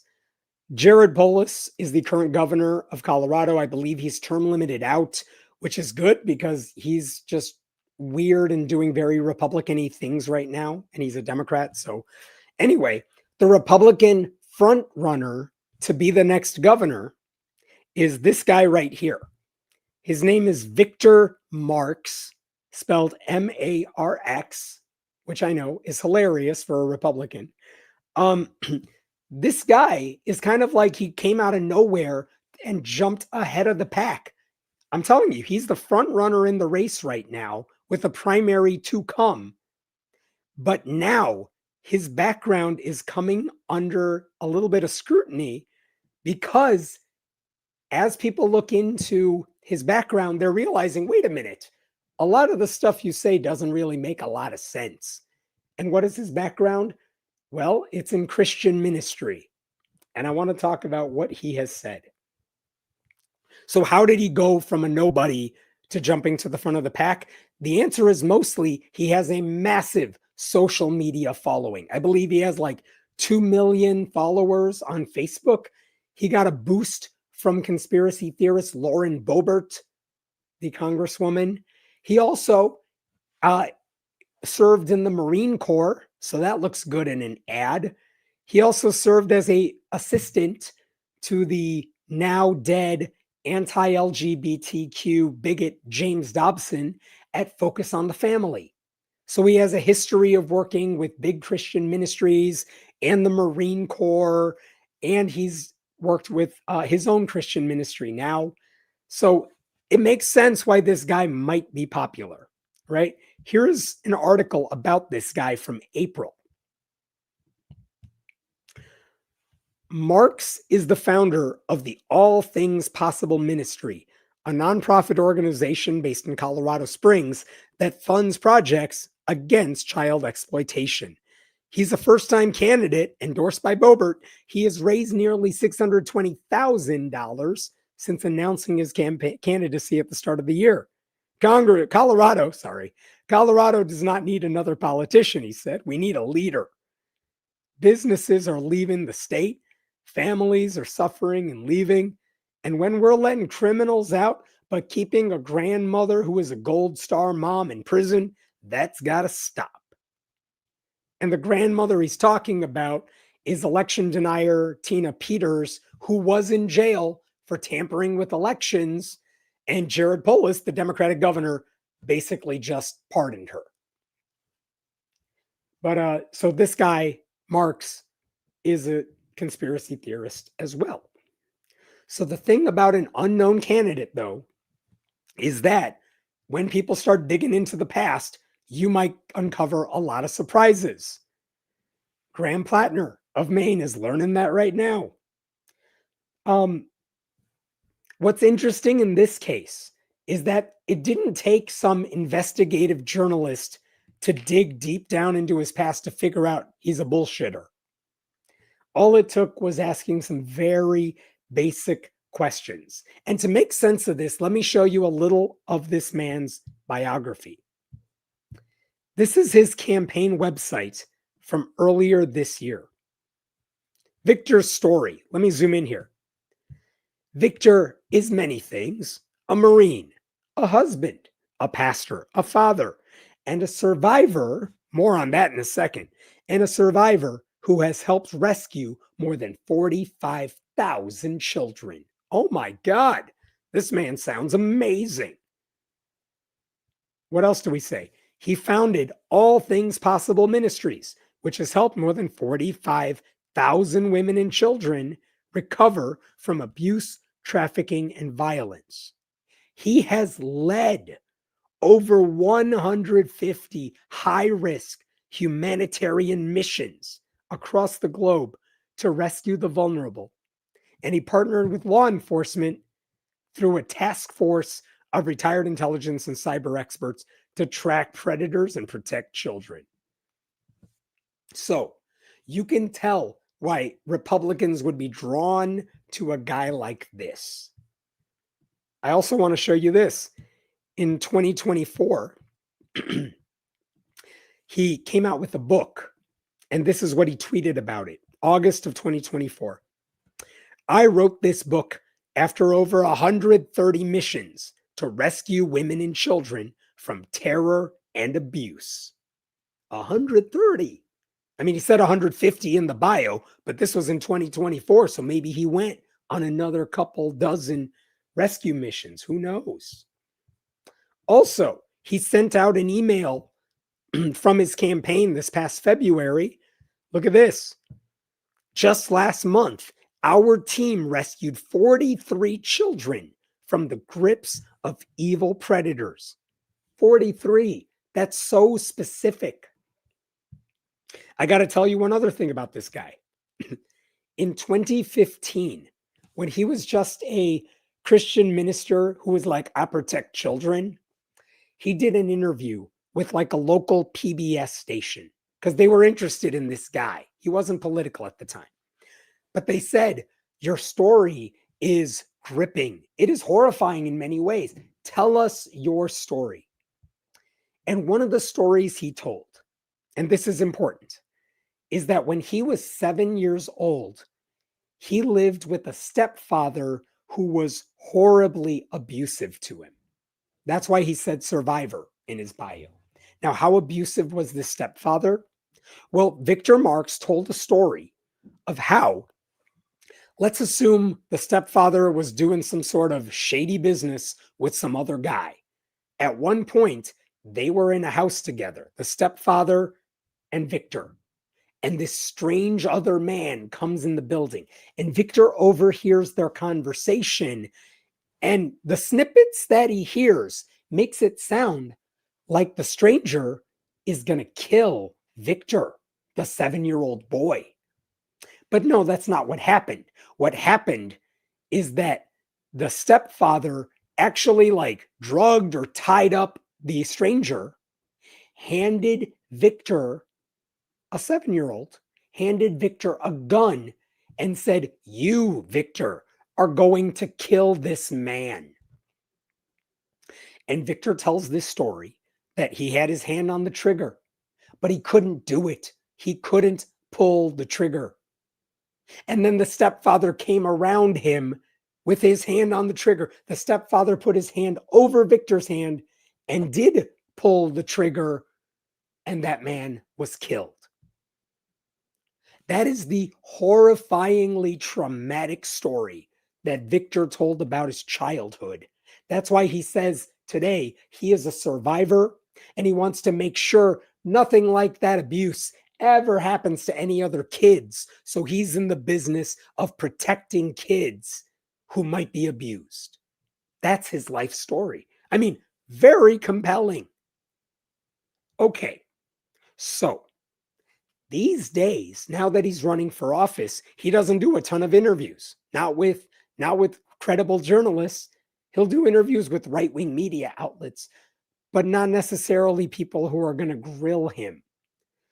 But recently, he sat down with Kyle Clark of 9 News, who is a reporter with a very good track record, like a consummate professional. And I'm going to show you clips of this because Kyle Clark, by the way, the reason they did this interview is because that station was going to host a Republican primary, a debate for the gubernatorial candidates. And in advance of that debate, they wanted to talk to the front runner. So Kyle Clark interviews Victor Marx. So one of the things that happened, Kyle Clark asked Victor, can you verify any of these stories that you're sharing, the 100+ missions, the thousands of rescues, things like that? So for example, he said he had rescued more than 45,000 women and children. That claim has been pulled down from his website. Why is that? Well, let me show you this clip. Oh, I'm sorry. I want to just say that I screwed up here. That number was pulled down from his website. Kyle Clark asked him, how many women and children have you rescued? And Victor Marx said, our ministry's website never said that number. I'm paraphrasing. It never said that number. I think what happened, now I'm quoting, I think what happened is an independent contractor put together our first website for the campaign, and that individual inadvertently put rescued, and it was corrected as soon as we knew. So Kyle Clark asks, okay, well, how many women and children have you rescued? And he says, we don't give out that number for security reasons. And we don't have a need to. Quote, I would say it's more than one, but less than a bunch. Kyle Clark asks, giving a number would put people in danger? Yes. Well, that's weird. Kyle Clark then points out that you said in a campaign email in February that you saved 43 children from the grips of evil predators. And Kyle Clark points out the U.S. Marshals actually put out a press release about exactly that mission. This is from the government's website. They said they did Operation Northern Lights. It resulted in the recovery and location of 43 missing children. But in this press release, the government actually says that the U.S. Marshals, they worked with a lot of agencies to get these 43 children. You know what doesn't appear on this list anywhere? Victor Marx's ministry. So Kyle Clark asked him about that. Let me show you that clip. You certainly do use specific rescue numbers, though, when you feel that it suits your purposes. You wrote in February of this year, just last month our team rescued 43 children from the grips of evil predators. Where did that rescue of 43 children happen? In the U.S., that was by, through, and with law enforcement through a special operations that we do with protecting children's innocence. Are you referring to Operation Northern Lights in Florida? Yes. Okay. So the U.S. Marshals named 25 partner agencies, including 2 rescue ministries that were involved in that operation. They said nothing about you and your ministry. But you're claiming credit for those 43 rescues? They didn't even mention you. Yeah, not credit, participation in what we do. You said our team rescued 43 children, and the marshals who ran that operation named 25 partners and never said a word about you. Does that mean we didn't help them? No, I'm just curious why you think that is. We don't require that we be listed or named in any operations. I'll come back to this one in a second. The idea that a ministry that raises money from touting its success didn't want credit is incomprehensible to me. It suggests that Marx's group has maybe, at best, a very, very loose connection to something he later pretended to take full credit for. Kyle Clark asked him, what about the 130 missions that you said you led to rescue women and children? Marx didn't even know what he was talking about. He said, that's not something I believe I would say. Which, oof. It kept getting worse then. Okay, I told you that story about how about how Victor Marx, when he was 7, he supposedly killed someone. And Kyle Clark asked him a very simple question. See, there's no way to confirm that story. We don't know who he was talking about. The stepfather is long dead. Victor Marx is the only guy who can attest that it happened, right? So Kyle Clark asked him, since then, have you ever killed anybody else? And Victor Marx did not say no. Here's the conversation. Kyle Clark, do you think you've killed people as an adult? Does it matter? Yeah, I would say so. Why? Killing somebody is a pretty weighty thing. And then Victor Marx responds, well, if I did, I wouldn't be telling a reporter. Which is such a cuckoo bananas thing to say. All you had to say was no. Or if you served in the Marine Corps and you killed someone in combat, you could say yes in the line of duty. That would be understandable too. But he didn't say that. That's just creepy as hell. By the way, in response to that answer, this is what current Governor Jared Polis said. I have killed 0 people, and you can take that to the bank. Well played, I suppose. Okay. At another point, Kyle Clark said that you once said you called in a U.S. military airstrike that killed 70 ISIS fighters. But like, civilians don't get to call in military airstrikes, so what the hell is up with that? Made no sense. Victor Marx did not have an answer to that one. But then came my favorite part of the grilling. Kyle Clark asked Victor Marx to explain something he has said in a lot of podcasts with Christian hosts, because Victor Marx says he performs a lot of exorcisms. And I know that sounds like a Catholic thing, and he is not Catholic, but Victor Marx says he's an exorcist, basically. And the thing about this is, whenever you ask a religious person to describe their beliefs to an audience that doesn't subscribe to them, they never make any sense. If you asked a Catholic, explain to me how communion wafers work, and the people had never heard of any of that mythology, trying to explain that when you say magic words over a wafer, the body of Jesus becomes the cracker, and you can eat the cracker, so you're eating it never makes any sense. So Kyle Clark said, explain to me what you believe about exorcisms. You know this wasn't going to go well. Here is that clip. You perform exorcisms, commanding demons to come out of people. Can you explain to me how that works? When you say I perform exorcisms. Yeah. You described yourself as a quote-unquote reluctant exorcist. Right. Yeah. Describe to me how your exorcisms work when you command demons out. Well, that's a joke, the way I say that.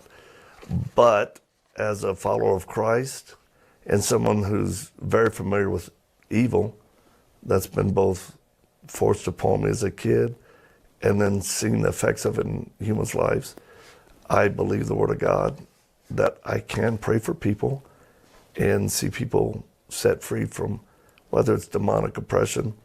I never call it possession. I believe there's levels of demonization where people are suffering because of evil. But could you explain to folks who have never witnessed this, don't understand how it works? I've heard you describe it a number of times. You've got the two angels with the swords, you've got the circle of judgment, and you command the demons out of someone. Can you explain to folks how that works so they can hear you describe it? Well, I don't command the demons to come out of someone. I think of them as assignments or attachments to people. And we identify the demon like Jesus did. We ask what their name is, and then we give them commands. And they very frequently and typically will answer through the person's mind. They'll tell us what they hear, and then we destroy them, banish them to perfect judgment from Christ. You also perform these exorcisms by phone. Are those just as effective? They are. He performs them by phone. Beautiful. A great follow-up question, by the way. I love any question that says, describe to me what it is you believe about this shit. Because his answer involved two angels with the swords and a circle of judgment. And it was hilarious. So Kyle Clark was not asking that to mock Christianity. He was asking because Marx sells exorcisms as part of a $99 spiritual warfare guide that is no longer available on his website, but he talked about it in a film that he made, like a documentary, that is being sold on his website. It's just it seems like it's fair game. And at the end of all of this, Clark's final question: do you understand why so many of your critics think you are a con man? To which Marx responded, no. I mean, it's an incredible interview because it shows what happens when a religious zealot with a history of selling exaggerations to build himself up, usually to an audience of conservative Christians who buy up everything they're selling without ever asking for proof. What happens when you come face to face with a reporter doing his job? And Victor Marx could not handle it. Now, I don't know if that will make a difference in the primary election, which is at the end of June. But there were other questions that were raised about campaign finance, his team's inability to file reports on time, which is another issue. That said, there is a very good chance this man will be the Republican nominee for governor of Colorado. When you find out what we know about him, that is why he has no business running a ministry or running the state. Like, he lives in this bubble where you can always raise the money you need by lying to Christians, right? And if he can't own up to the lies he says now, what's going to happen when he gets power over people he actually thinks are evil? What's he going to do in Colorado against LGBTQ people if he has the opportunity to do it? Right? Because plenty of Christians think homosexuality is caused by the devil, and this guy's an exorcist. There is a commentator, Ross Kaminsky, who added this commentary, which I appreciated. Although I did not see it myself and can't find it now, I'm told that the first social media post from the Marx team about the interview was that it was tough but fair. It seems that the negative reaction to Marx in the comments to the post was more than they could handle, though, and the post was deleted and replaced with one that claimed selective editing. They're very much taking a Trumpian tactic right there. And this, someone mentioned this in the chat. I Googled Victor Marx, and the first thing that popped up was Republican candidate Victor Marx refuses to say how many people he has killed, which is true and hilarious. He did show up for the debate. We'll find out how it goes later this month, I guess.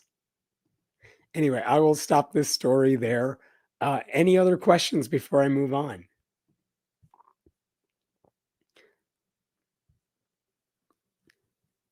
I apologize if I'm missing your questions today. Den is not here, but I'm going to move on then. I got a fun one for you that I don't think you have seen anywhere else yet.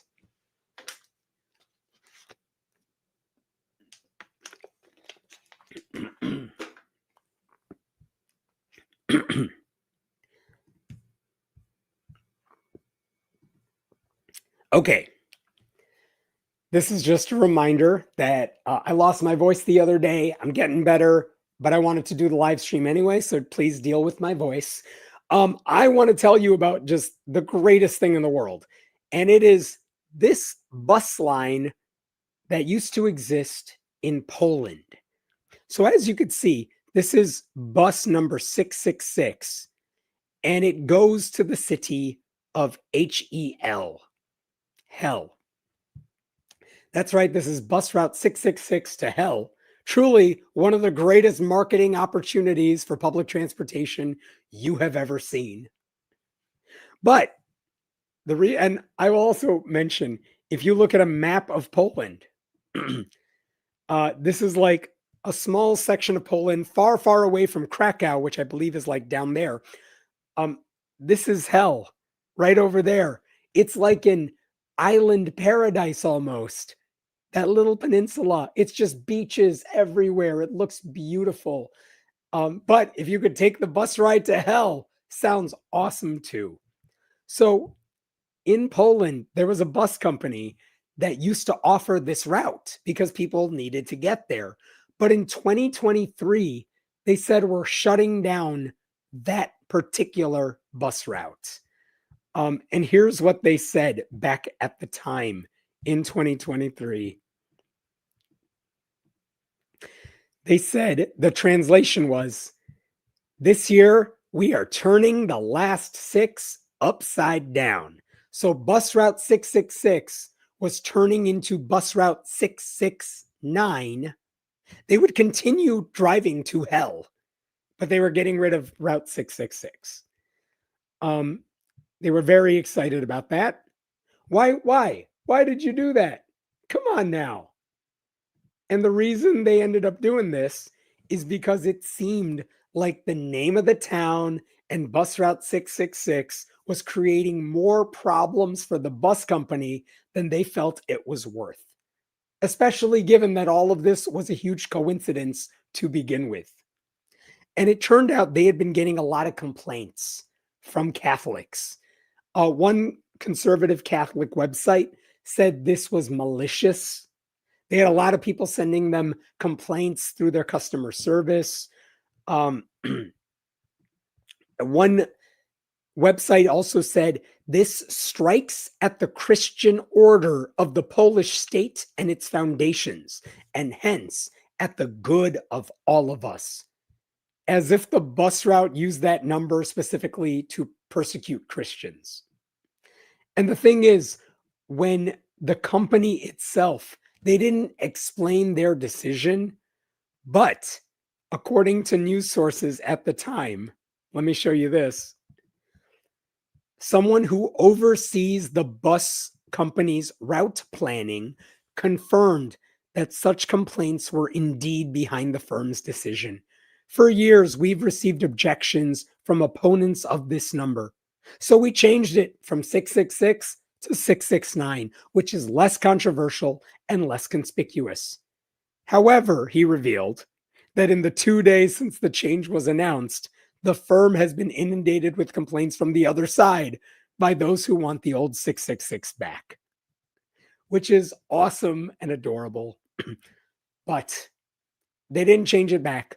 It's been 669 for the past couple of years. I will also mention that in the city of hell, which they market as hell is like paradise on earth because it's a beach town, they have had shirts, random stores will sell shirts saying, I was on the 666 to hell. You could buy that stuff. And I will also mention before I move on, it's not even that unique. In 2017, there was an airline, Finnish, it was Finn Air, a airline from Finland. Finn Air had flight 666 to Helsinki. And when did that plane fly? On Friday the 13th. So if you wanted to, you could take flight 666 to HEL on the unluckiest day of the calendar. It was glorious. Nothing bad happened. Anyway, why do I bring all that up? That all happened in 2023. Here's the good news. I want to show you this. It turns out a private bus company has decided to resurrect the bus route. That's right. A private German-owned bus company called Flixbus has launched a seasonal route that goes from Krakow to hell. And you better believe they're calling it Route 666. And by the way, how many hours does it take if you go the full length from Krakow up there to hell? How long does that take? 13 hours. I love it. Let me show you this from an article. Here we go. A representative of Flixbus confirmed to a broadcaster that the number 666 was deliberately chosen as a marketing communication element intended to increase the visibility of the connection on the popular holiday route to hell. He added that the company had, before making its decision, conducted analysis of passenger reactions and potential reputational damage, but found that the response was mainly positive or neutral. Oh my God, yes, nobody cares about this at all. And I got to show you one more thing that guy said. This is from someone else who works for Flixbus. It's vacations. Let's have fun. Let's do some jokes about the thing, he told CBS News. I don't think that there is anything bad in that. Beautiful. Beautiful. So, in case you're wondering, this is a route that runs once a day, like I said, from Krakow to hell. Tickets, if you live in Poland, are under $30 in US currency. And from what I can gather, this route runs from June 25th to August 29th. So if anyone's in Poland and you want to ride the bus to hell, go buy a ticket, go have a great day in hell, take some pictures, send them to me so I know what I'm missing. And that's it. I will pause there.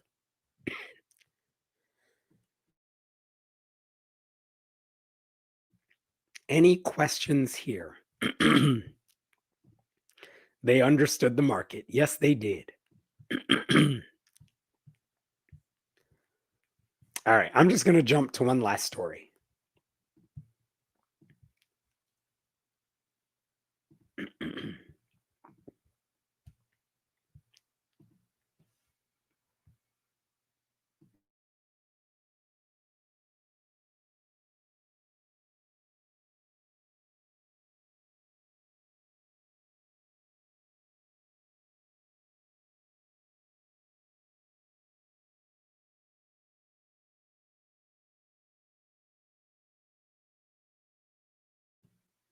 All right. To answer this question, when did the live stream start? It started early. It started at 5 o'clock Chicago time. It'll be back to normal next week. But due to my voice and everything, I'm like, let's just get this thing done with today. All right.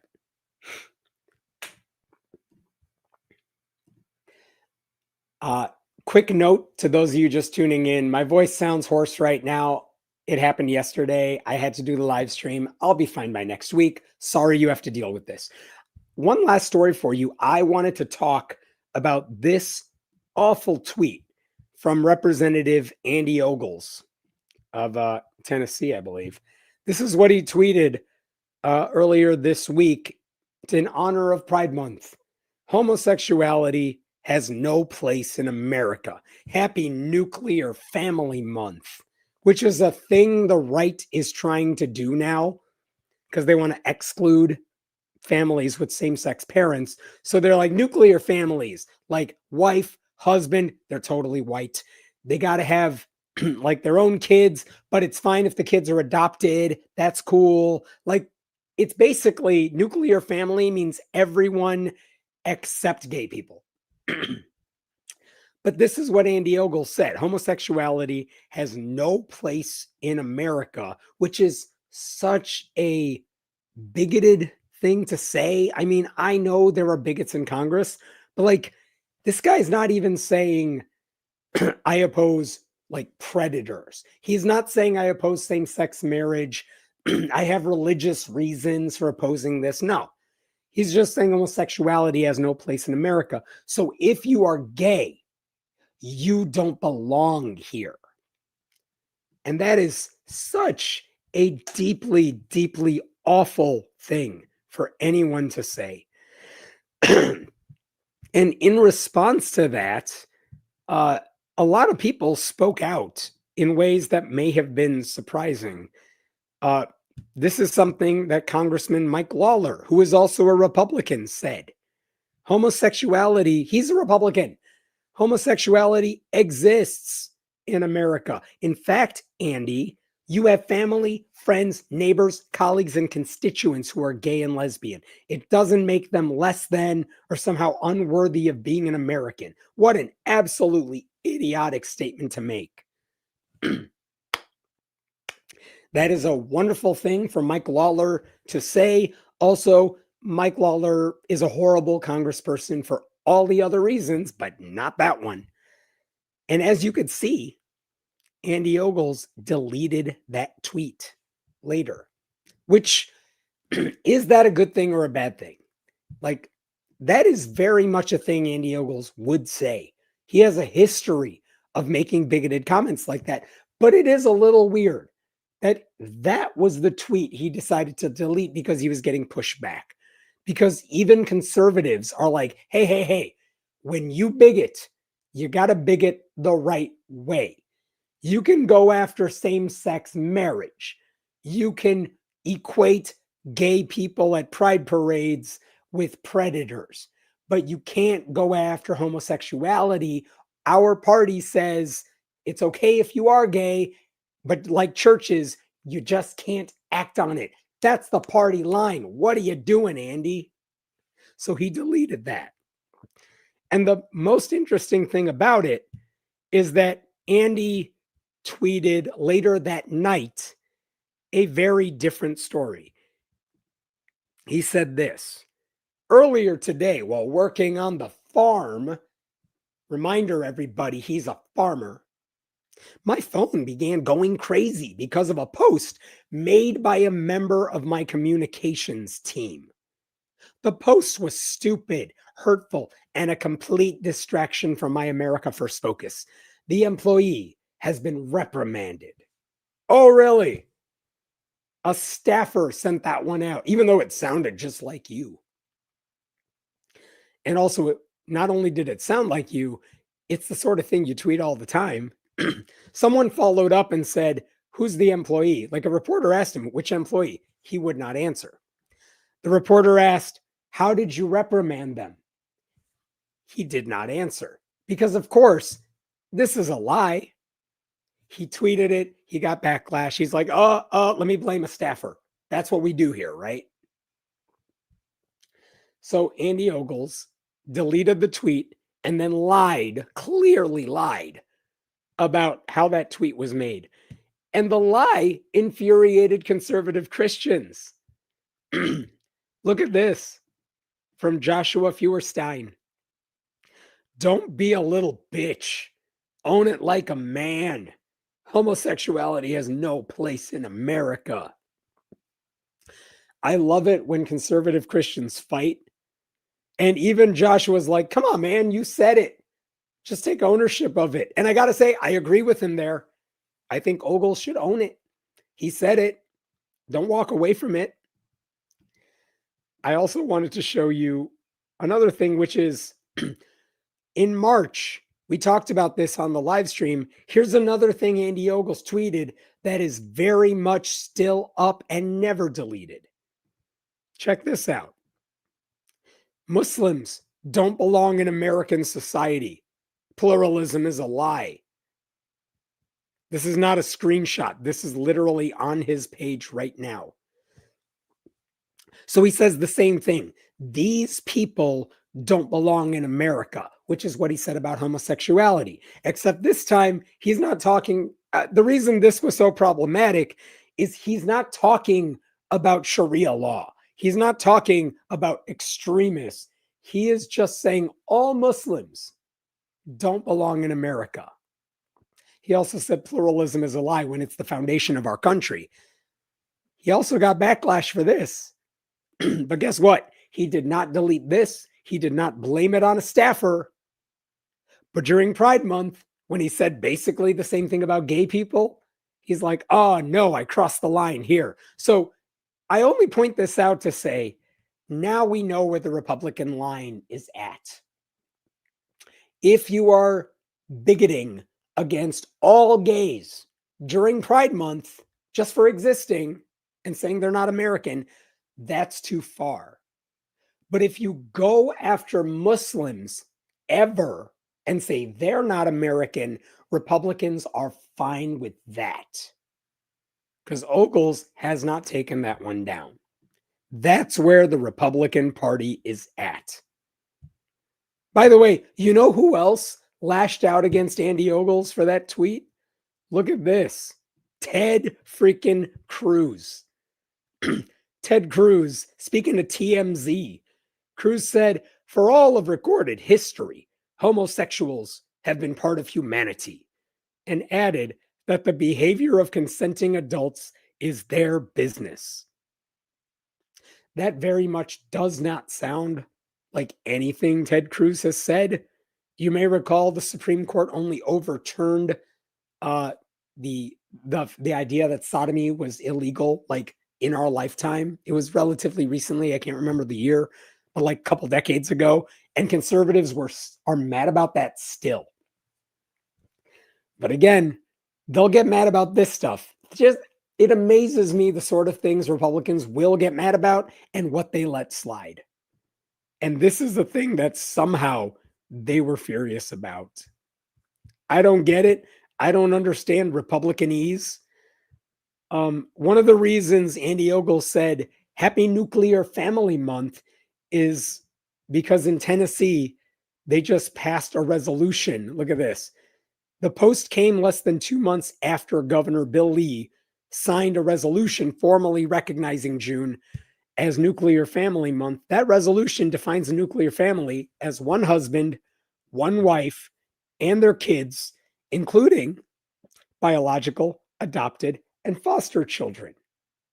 I want to point out, it says nothing about marrying your cousins. So I guess in Tennessee, if you want to marry your cousin and have a biological kid, that's a nuclear family they support. But if you are a gay couple or a lesbian couple with adopted kids or kids through IVF or surrogacy or whatever, sorry, you don't count as a family in Tennessee, where Andy is from. I don't get Republican priorities.